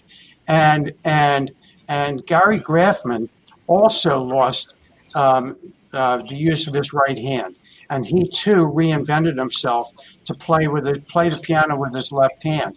Wow! And there is apparently lots of music written for the left hand. The most notable was written by Maurice Ravel, which is the piano concerto for the left hand. But they both reinvented themselves. Andre, you were very fortunate you didn't have to, and God bless you for not, because I'm sure it would have been a little bit more difficult if you'd lost your right thumb. But you faced adversity and you succeeded in the face of it. And it's just nice to know that you have. And it's nice to know about Leon Fleischer and Gary Graffman as well. Yes, and Django Reinhardt. And don't forget about Django Reinhardt. Django Reinhardt was a gypsy guitarist who became playing with Duke Ellington and Count Basie, who got into a fire in France and lost the use of these 2 fingers. Oh, wow. His fingers and he played with 2 fingers Go look at some videos of Django Reinhardt and listen to this guy. And that pretty much tells you that when you want something really bad, right, you always find another way how to accomplish what your heart is telling you. You know, you have to follow your path. That's right. When I hear I about want to just these jump guys in really fast with Mark, Negro Baseball League. As you all know, I'm an avid hat collector. Yeah. And this came from the museum out in Kansas City. And I have well over 150 hats, but I just wanted to put that in before. That's where I went. Okay, sorry. Awesome. Shout out to left-handers everywhere. No, I appreciate that, Zach. That was a great segue into the hat and everything. I must add one other musical note as well. Do you know what musical style also is its birth month is this month? Because there's a musical style. You actually have alluded to it. You had a musician that was part of it that was on one of your earlier shows, Zach. But there's a musical style that came out of New York that most of our young folks are involved with, and its birth date is also in August. I'm guessing it would have to be bebop or hip hop or rap. Hip hop. Yep. The hip hop anniversary. Which came from bebop, which came from scat. E de liap, I'm the tapping the back on the team with the record machine saying, ooh, papa, too. How y'all do, DC? I'm learning this, Zach. I'm still working on it. the one. That's okay. You got it. No, you got it. You on the one. You totally on the one, Kim. Always, boom, on the one. we just saw Hamilton the other night, which is all hip hop. Hamilton, and it's wonderful. And many of the characters, probably more than 50% are black, and absolutely, it was wonderful. You just didn't even think about it the whole time. Looking at the show, I love the show. I just wish there'd be more of that. I'm not throwing away my shot. I'm not throwing away my shot. But my favorite one was the guy dancing across the stage who played Thomas Jefferson. He was an absolute scream. So there you go. Anyway, great cast. We need to bring in our other friend that has joined the discussion as well, and we've all heard from different people, but we've not heard from Mr. Jeff. So, Jeff, I'm glad that you have joined us, and we've been talking about a variety of things.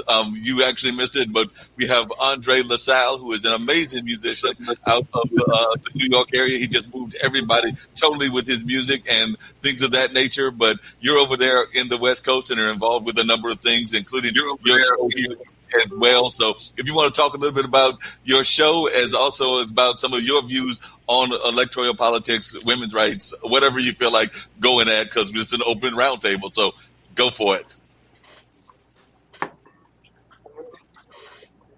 I'm going to start off by saying it's like a jungle sometimes. It makes me wonder how I keep from going. There you go. What? He said what?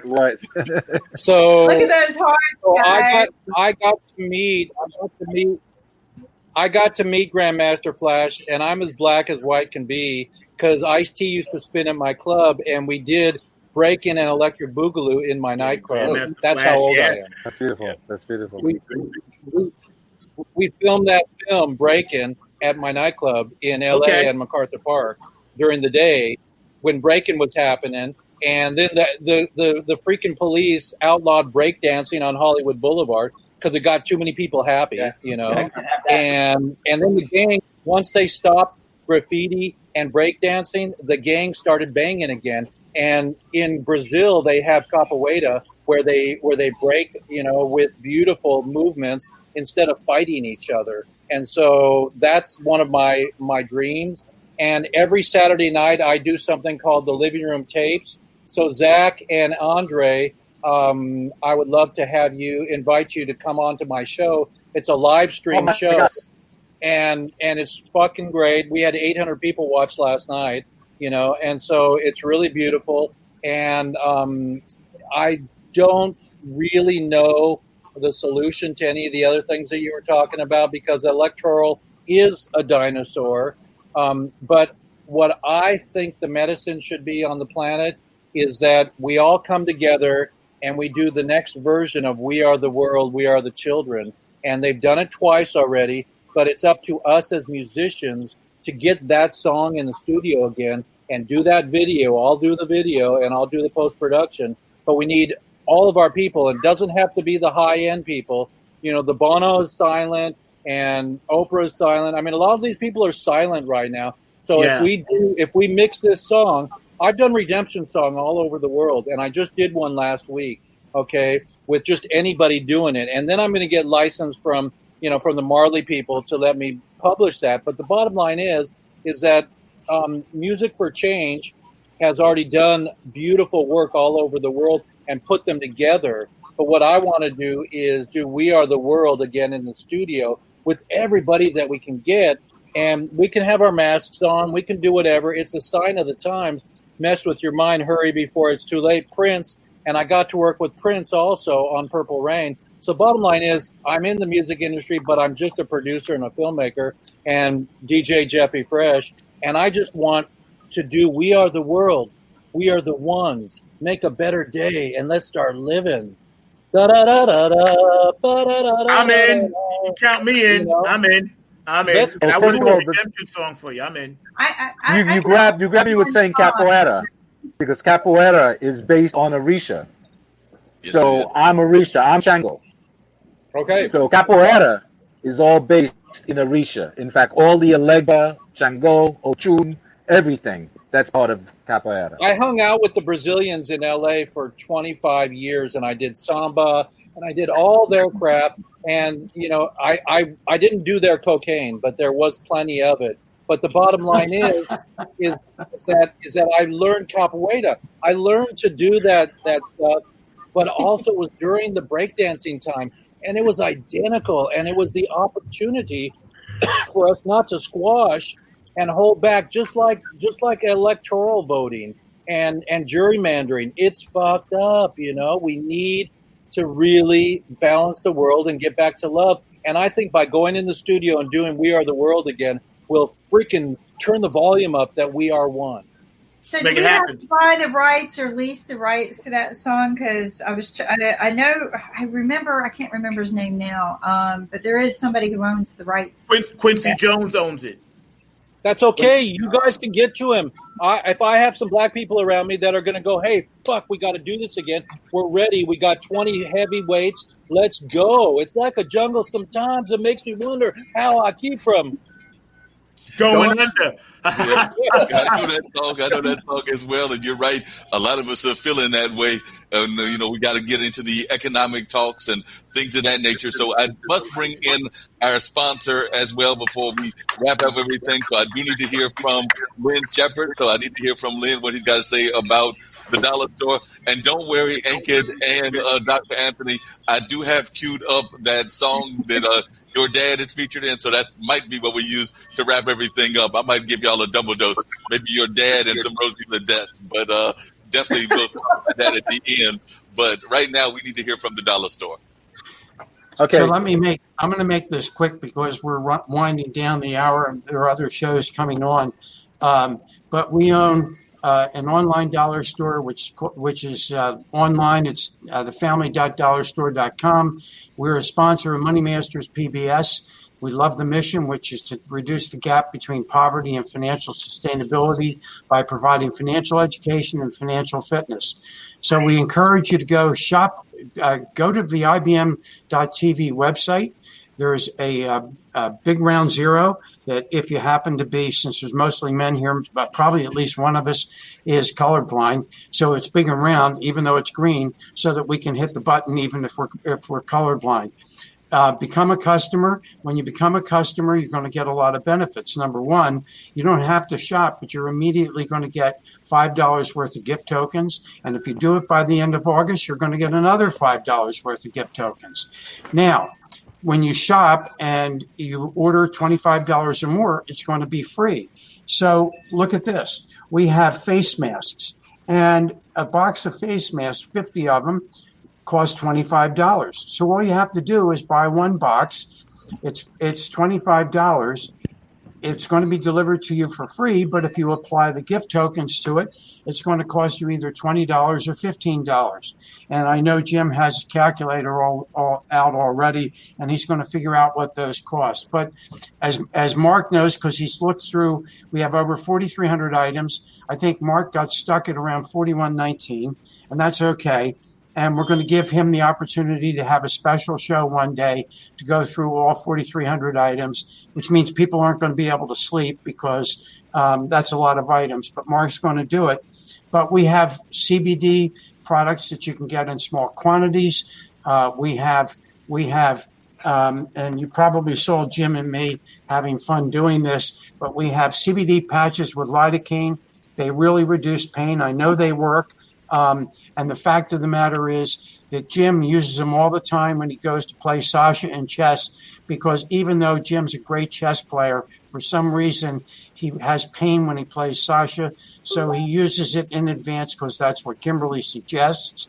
But then remember, you can get severe tendonitis by moving the chess players. And so Jim wears patches on his arms because the chess players are heavy. But then we have to give credit because we want you all to join the club, because we have Minion napkins, and it was pointed out by Kimberly that we have the Minion napkins. So we want you to join the Minion Napkin Club. And when you do, basically, because you have bought from the website, okay, look at that. 4 of us have our Minion napkins. So we want all of you to join the Ann kit and get some for Zack. We'll have to send them to Zack. Wear a mask. It's easy. Yeah, and wear the mask. And I want Jim to wear it all the time when I'm on, because I'm very concerned that I'm going to get a computer virus from Jim. So he needs to be wearing the mask while he's on the show. But here's the important part. If you shop at the dollar store between now and the end of September, we're giving 100% of our profits. Normally it's 50%, but between now and the end of September, it's 100% of our profits to Money Masters PBS, because we really want to support the mission. And in fact, actually, Kimberly, there are 5 things, because we have lots of, Jim doesn't like me to use the word cheap, so I won't. We have lots of products that are high-end products. They just are less expensive. They're quality products, okay? Johnson & Johnson, Fisher-Price, Sesame Street, okay? Dove soap, Jim's favorite and Kimberly's favorite, Irish Spring. Actually, believe it or not, I must be a little stupid. I just realized yesterday my wife uses Irish Spring. And there it was. It's great, but we use it basically in the drawers because it smells great and it can keep the clothes smelling great. But the point is, you save money, okay? And when you save money, that gives you more money to spend on the things that are necessities. But also, it allows you to actually create savings, which allows you to pay taxes. And because you're going to have money left over, you can pay forward to whatever charity that you want. But here it's very simple. When you spend money, you're supporting Money Masters PBS and the charity and the mission Money Masters has. So that's it. I'm finished. Back to the music, because I love music. Even though I'm a classical freak, I really love music of all kinds. Oh, and Mark, I'm going to challenge you. One day we should do some big band music, because that was my father's favorite. And of course, I think I told you once, I played the drums when I was younger, and I admire anybody who can play the way Buddy Rich played. I didn't. I would definitely take you up on that challenge. I do love big band music, love all kinds of other music as well. Me and Zack have this running joke and everything, because I've told him this and everything. I'm very proud of my heritage and everything like that. But unfortunately, I think I was the only brother ever. Andre, I hate to tell you this, but I got kicked out of the band for not having any rhythm. So he told me I just not having any rhythm. That's all right. Look at what you're doing now, man. Look at what you're doing now. I've got Native American in my blood. I'm supposed to have rhythm, but apparently my band teacher told me that was not the answer. So I got kicked out of band for lack of rhythm. So I think I got more rhythm now than I had back then. But in high school, I was the non-rhythm kid. So definitely, got a lot of abuse for that, but that's okay. I don't mind it. I can handle it now and things of that nature. Plus, Zach's going to teach me how to play drums one of these days. And then Zach's like, nope, not doing it. Can't do it. My teaching days are over. I taught at the School of Rock. That was it. I helped open a school down here. But I'd be happy to show you. But my teaching days, those days are gone. Because Mark, you got rhythm, though. I see you dancing when you're walking past my apartment, going to visit the stores. I see you boogieing. So you got rhythm. Going as I'm going here and there. So yeah, like I said, the rhythm has definitely been. I think I've got better rhythm than I did as a gangly high school kid and things of that nature. So like I said, that was in my high school days that I did not have that rhythm and everything. By the way, Kim, I need to let you know if you're still watching. Zack doesn't even know this, even though I did flash it at the beginning of the show.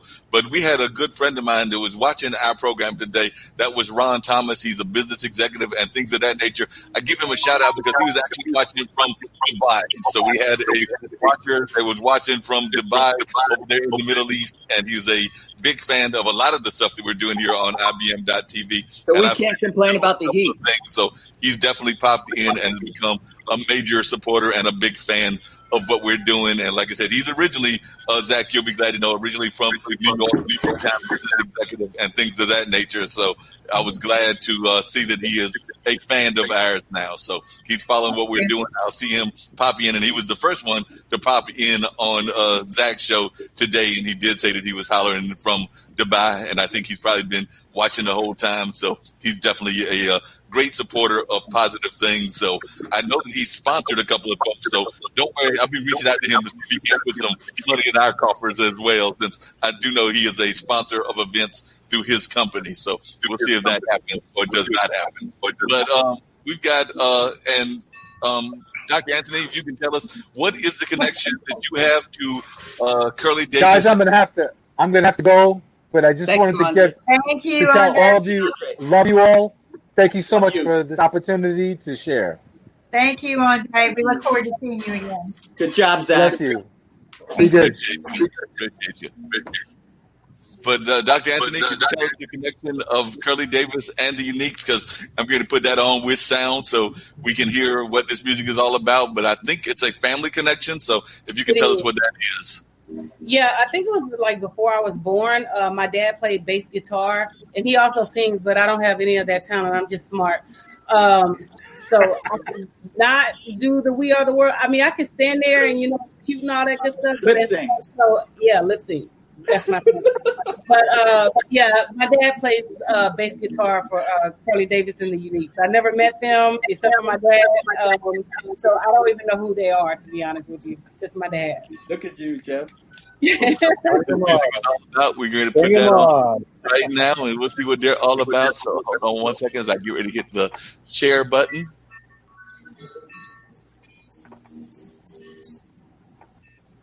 Okay.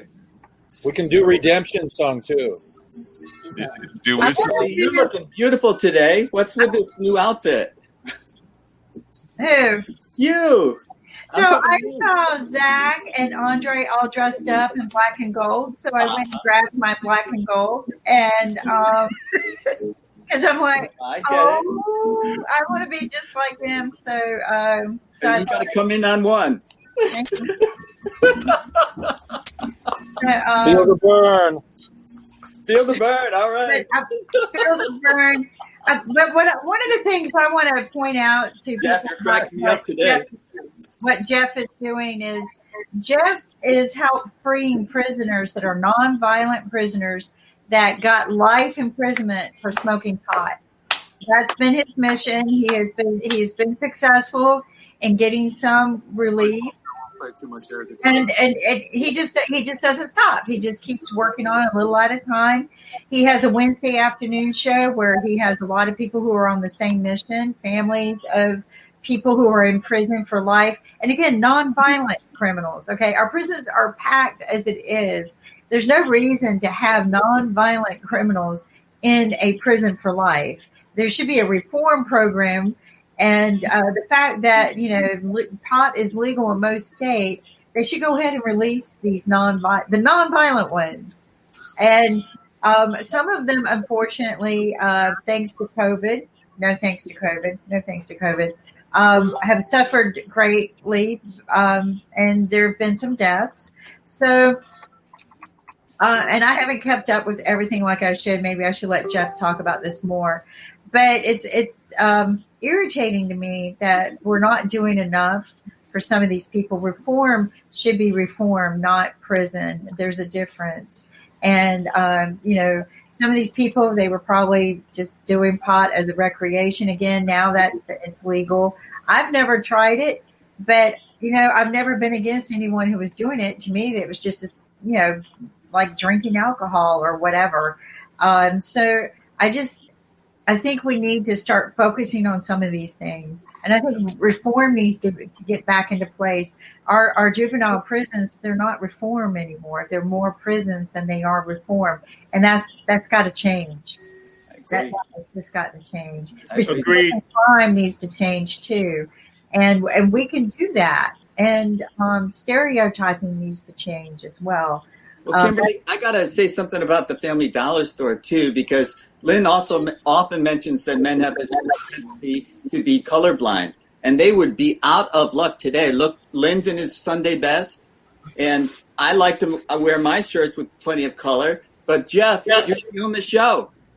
You're stealing the show color-wise. I hope everybody can see. Well, he's got the moving hearts. So that's cool we can learn from Jeff. Jeff is a director and a producer in Hollywood. That's where I met him. I was there doing a film with Henny Morale. How we doing, Mark? So, all right, we're going to try it one more time, and I think we've got it now. So we're about to try it one last time and see if this works, and it looks like it's going to work this time. There you go. Go for it.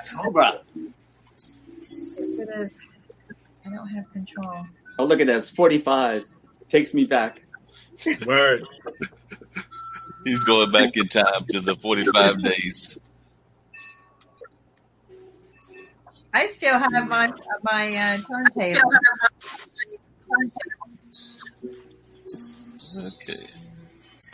There we go. That's the play button. So can you mic some of the people so we get rid of that echo? I'll mute myself. Yes. And I'm going to have to take my leave, but I'm going to be listening. But I have a business meeting on Sunday. So God bless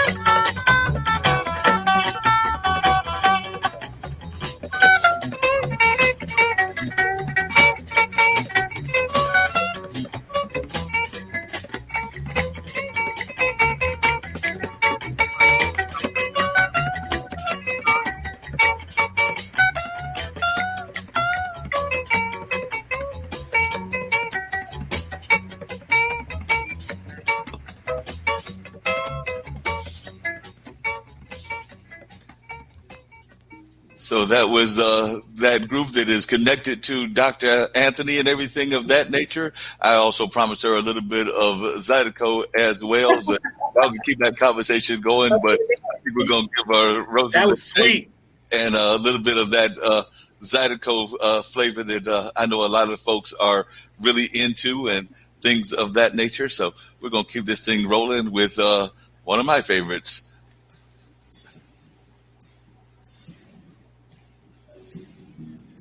I'm asking you to Well, make not a that. donation. We don't want right that. now. That's not a favorite. That is not a favorite at all.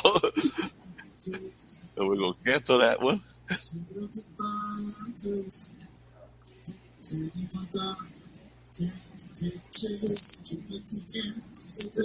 Well, y'all just keep on conversating while I try to get rid of these silly ads, because that's the only bad thing about these things is you get silly ads with them. So don't forget, you guys, to get in touch with me, and we'll move forward with getting you on. I got your info, Jeff, and I'll be calling you tonight.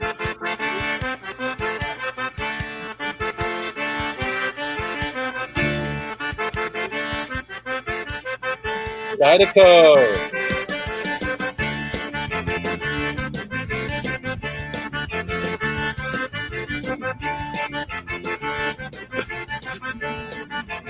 You better keep your dog on a real short leash.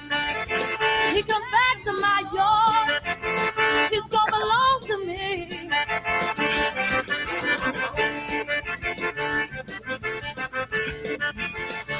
Bow wow. I wanna rub him on his tummy, I wanna pat him on his head, I'll feed him real good, I'll let him sleep on my bed.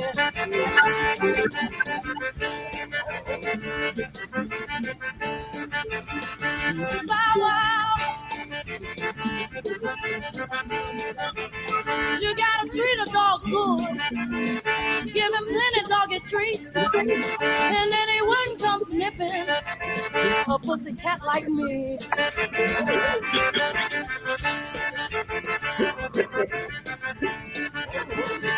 Meow. Break it down. You better keep your dog on a real short leash. He comes back to my yard, he's gonna belong to me. Now this is a warning, girl, you better understand. I'ma get your doggy licking out the palm of my hand. Don't let your little dog follow me home, 'cause I got a place where he can bury his bones.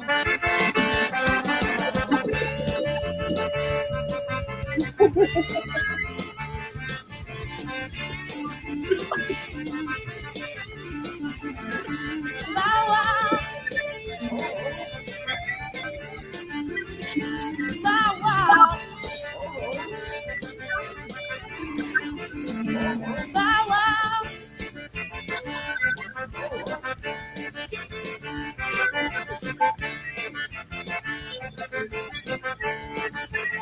You better keep your dog on a real short leash.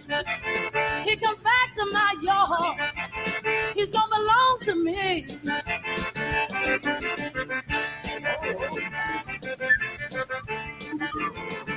Bow wow. Bow wow.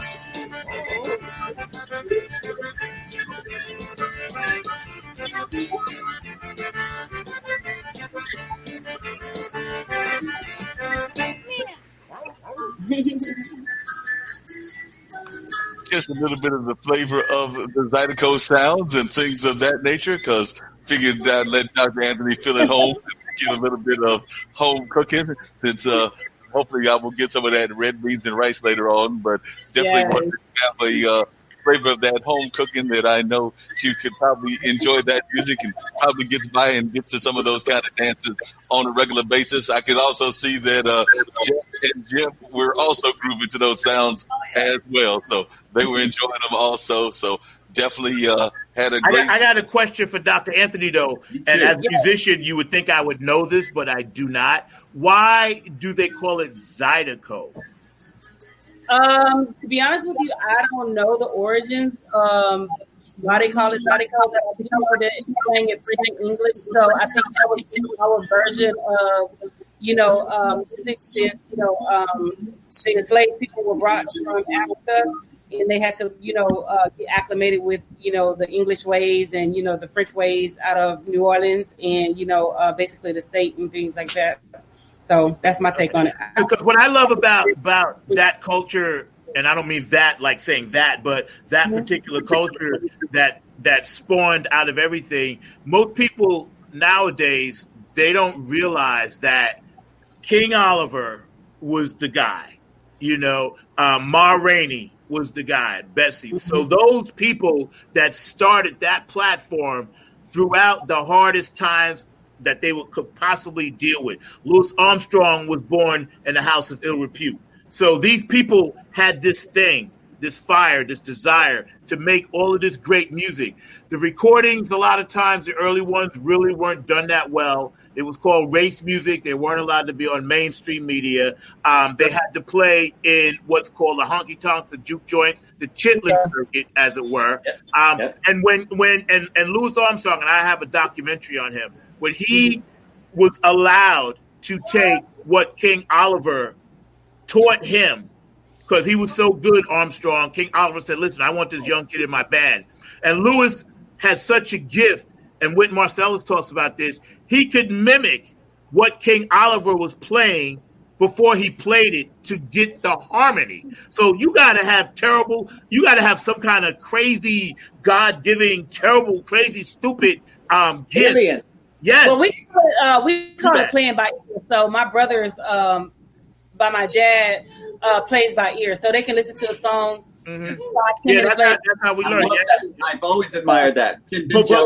But what I was going to say is that when Louis Armstrong was given permission, and he was by King Oliver to take it to Chicago to move that music out, Louis never forgot, and he always went back and brought everybody. And that was a big thing that I watched, because I watch his documentary all the time, because Louis Armstrong ended up living in Queens. So, we couldn't adapt him as ours. But he always said, listen, it wasn't me, it was King Oliver. King Oliver was the guy. And Ma Rainey and Bessie Smith, those people, they begot the Billie Holidays of the world. But it was those people first. So in a way, New Orleans, right, is the birthplace of jazz, not Chicago. And I just wanted to make that clear because I get so upset when people say Chicago. No, it's New Orleans. Well, a lot of people were saying, I watched a documentary on Memphis or whatever, and so the Memphis Blues, they were trying to say that the Memphis Blues was the birthplace of, like jazz, but I'm in agreement with you. I think it was New Orleans that was the birthplace of jazz, because we have like so many, different genres of music that just came out of Louisiana that, everybody is, like using now and, like mimicking and, things like that. Because my cousin's dad, he played in a band and they have recorded music and things like that, so we're kind of like musically inclined. Not me per se, but they are. I can't even hold a note, but they experience all of that, so I'm totally in agreement with you. And American classical music was actually born in the opera houses where New Orleans. See, I know my history, and when I teach my kids that, and I'm sure Jim and Jeff and Mark can agree that, despite New Orleans is a real strong place. I thought New York was strong, but New Orleans, man, hurricanes and this and that and floods. That you people, not you specifically, but New Orleans, New Orleanians, you people, no, New Orleanians are extremely powerful, strong people. And one of my favorite bands down at Dumpster Funk, of course, love them. My boys, Tony Hall and Nick Daniels, Dumpster Funk. If y'all don't know, now you know. What were you going to say before we wrap everything up? What were you going to say, Jim? I was going to say, I'm not as smart as Dr. Anthony, but I know everything. And Zydeco is a combination. It was in Southwest Louisiana by French Creole speakers. and it blends blues, rhythm and blues, and music indigenous to the Louisiana Creoles and the native people of Louisiana. You do know everything. Thank you. Google is an amazing thing. Louisiana, we speak a version of the broken down French here, in Louisiana. So, we have a little bit of that, a little bit of Spanish, So we just mix it all together and just call us basically. Well, the Louisiana Purchase, you got that. America got that from the French. Yes, they did for $15 million. Mm-hmm. Wow. All I know is I'm hungry for some blackened catfish now. That's all I know. That's my favorite. My next movie I want to black produce, beans and rice, any of that, I'm good with. My next movie I want to produce. Maybe we can get Spike on it, but we want to do the new Jim Crow. I mean, what the fuck? We're turned into animated film, so if you're into that, that's what. And nobody's doing it yet. Part. Dr. Anthony, you're doing. So it has to be a cartoon, so. That's okay. I have a comic book company that we're doing comics for a cause, and we want to do animation. So let's connect, Dr. Anthony, for sure. Oh yes, most definitely. Zach, you have this I'll information. let you know about comics for a cause. We got Tommy Strong. He's going to be a marijuana superhero. He's going to be Dr. Miyagi. He's going to be Dr. Miyagi with a cape, and all the kids are going to come to him, and he's going to teach them how to go out and give CBD to old people in retirement homes. We're going to have to paint the fence. Right. Sounds like an amazing superhero. So we're going to learn more about that during the course of time and everything. It is time for us to wrap everything up. So I'm going to bring on, which of course makes Jim a little bit upset because I've got the power. So I'm going to bring the ambassador on and things of that nature. And so we're going to have the ambassador come on. And then after the ambassador, we will have the greeting that talks about IBM.TV. I hope that folks will join me on Monday because we do have the 2 shows on tomorrow. So we've got a variety of great guests. As a matter of fact, one of them will be Curtis Gatewood, who is an activist here in this area. So looking forward to having a great conversation with him and a number of other folks. I believe that Indian musician that I was expecting last week will be on this week. So hopefully that is the case. And of course, we've got all kinds of other great programming. As a matter of fact, we know that later on today, you can catch Alexandria and her show. And she's always doing some amazing things with her show. And there are some other great content here on IBM.TV. We know that sometime in September, we'll be hearing from Dr. Anthony, and she'll be bringing us a show as well. So we're looking forward to that sometime in September or in the near future because she's definitely joining the team as well. What did you say, Dr. Anthony? I said in the near future. I have to get back to D.C. My truck is not ready yet. It's still in the shop. So everything is contingent upon when Audie can have my truck ready. Understood. So we're hoping September, October, but hopefully definitely before the end of the year, we're hoping to have you on as a regular as well. So we all know it is contingent upon things that are out of your control, like the things that are going on with transportation and things of that nature. But right now we're going to bring on the ambassador, and then we will close out the show. Zack, I had to tell you, it was an amazing show, another great show with Funk Music with Zack.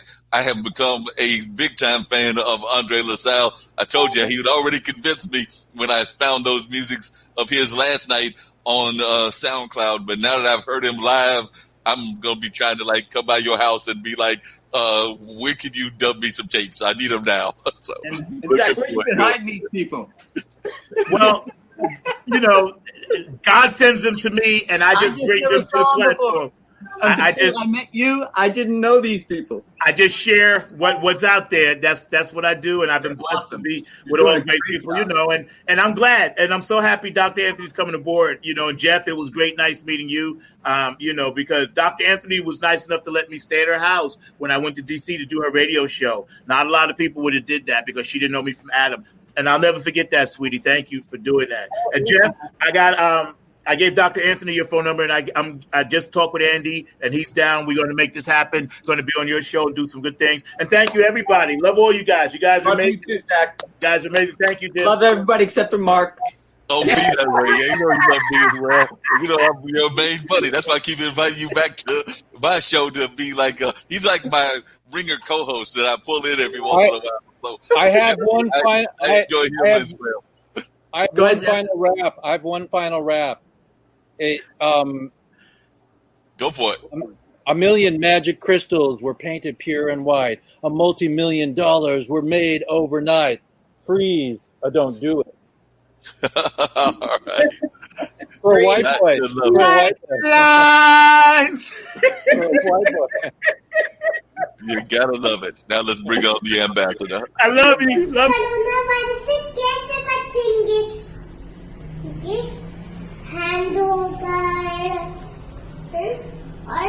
और ऐसे अपने खांसी के भाई ऐसे करेंगे अच्छू अच्छू और कोरोना वायरस को धन्यवाद हमारा म्यूजिक सुनने का.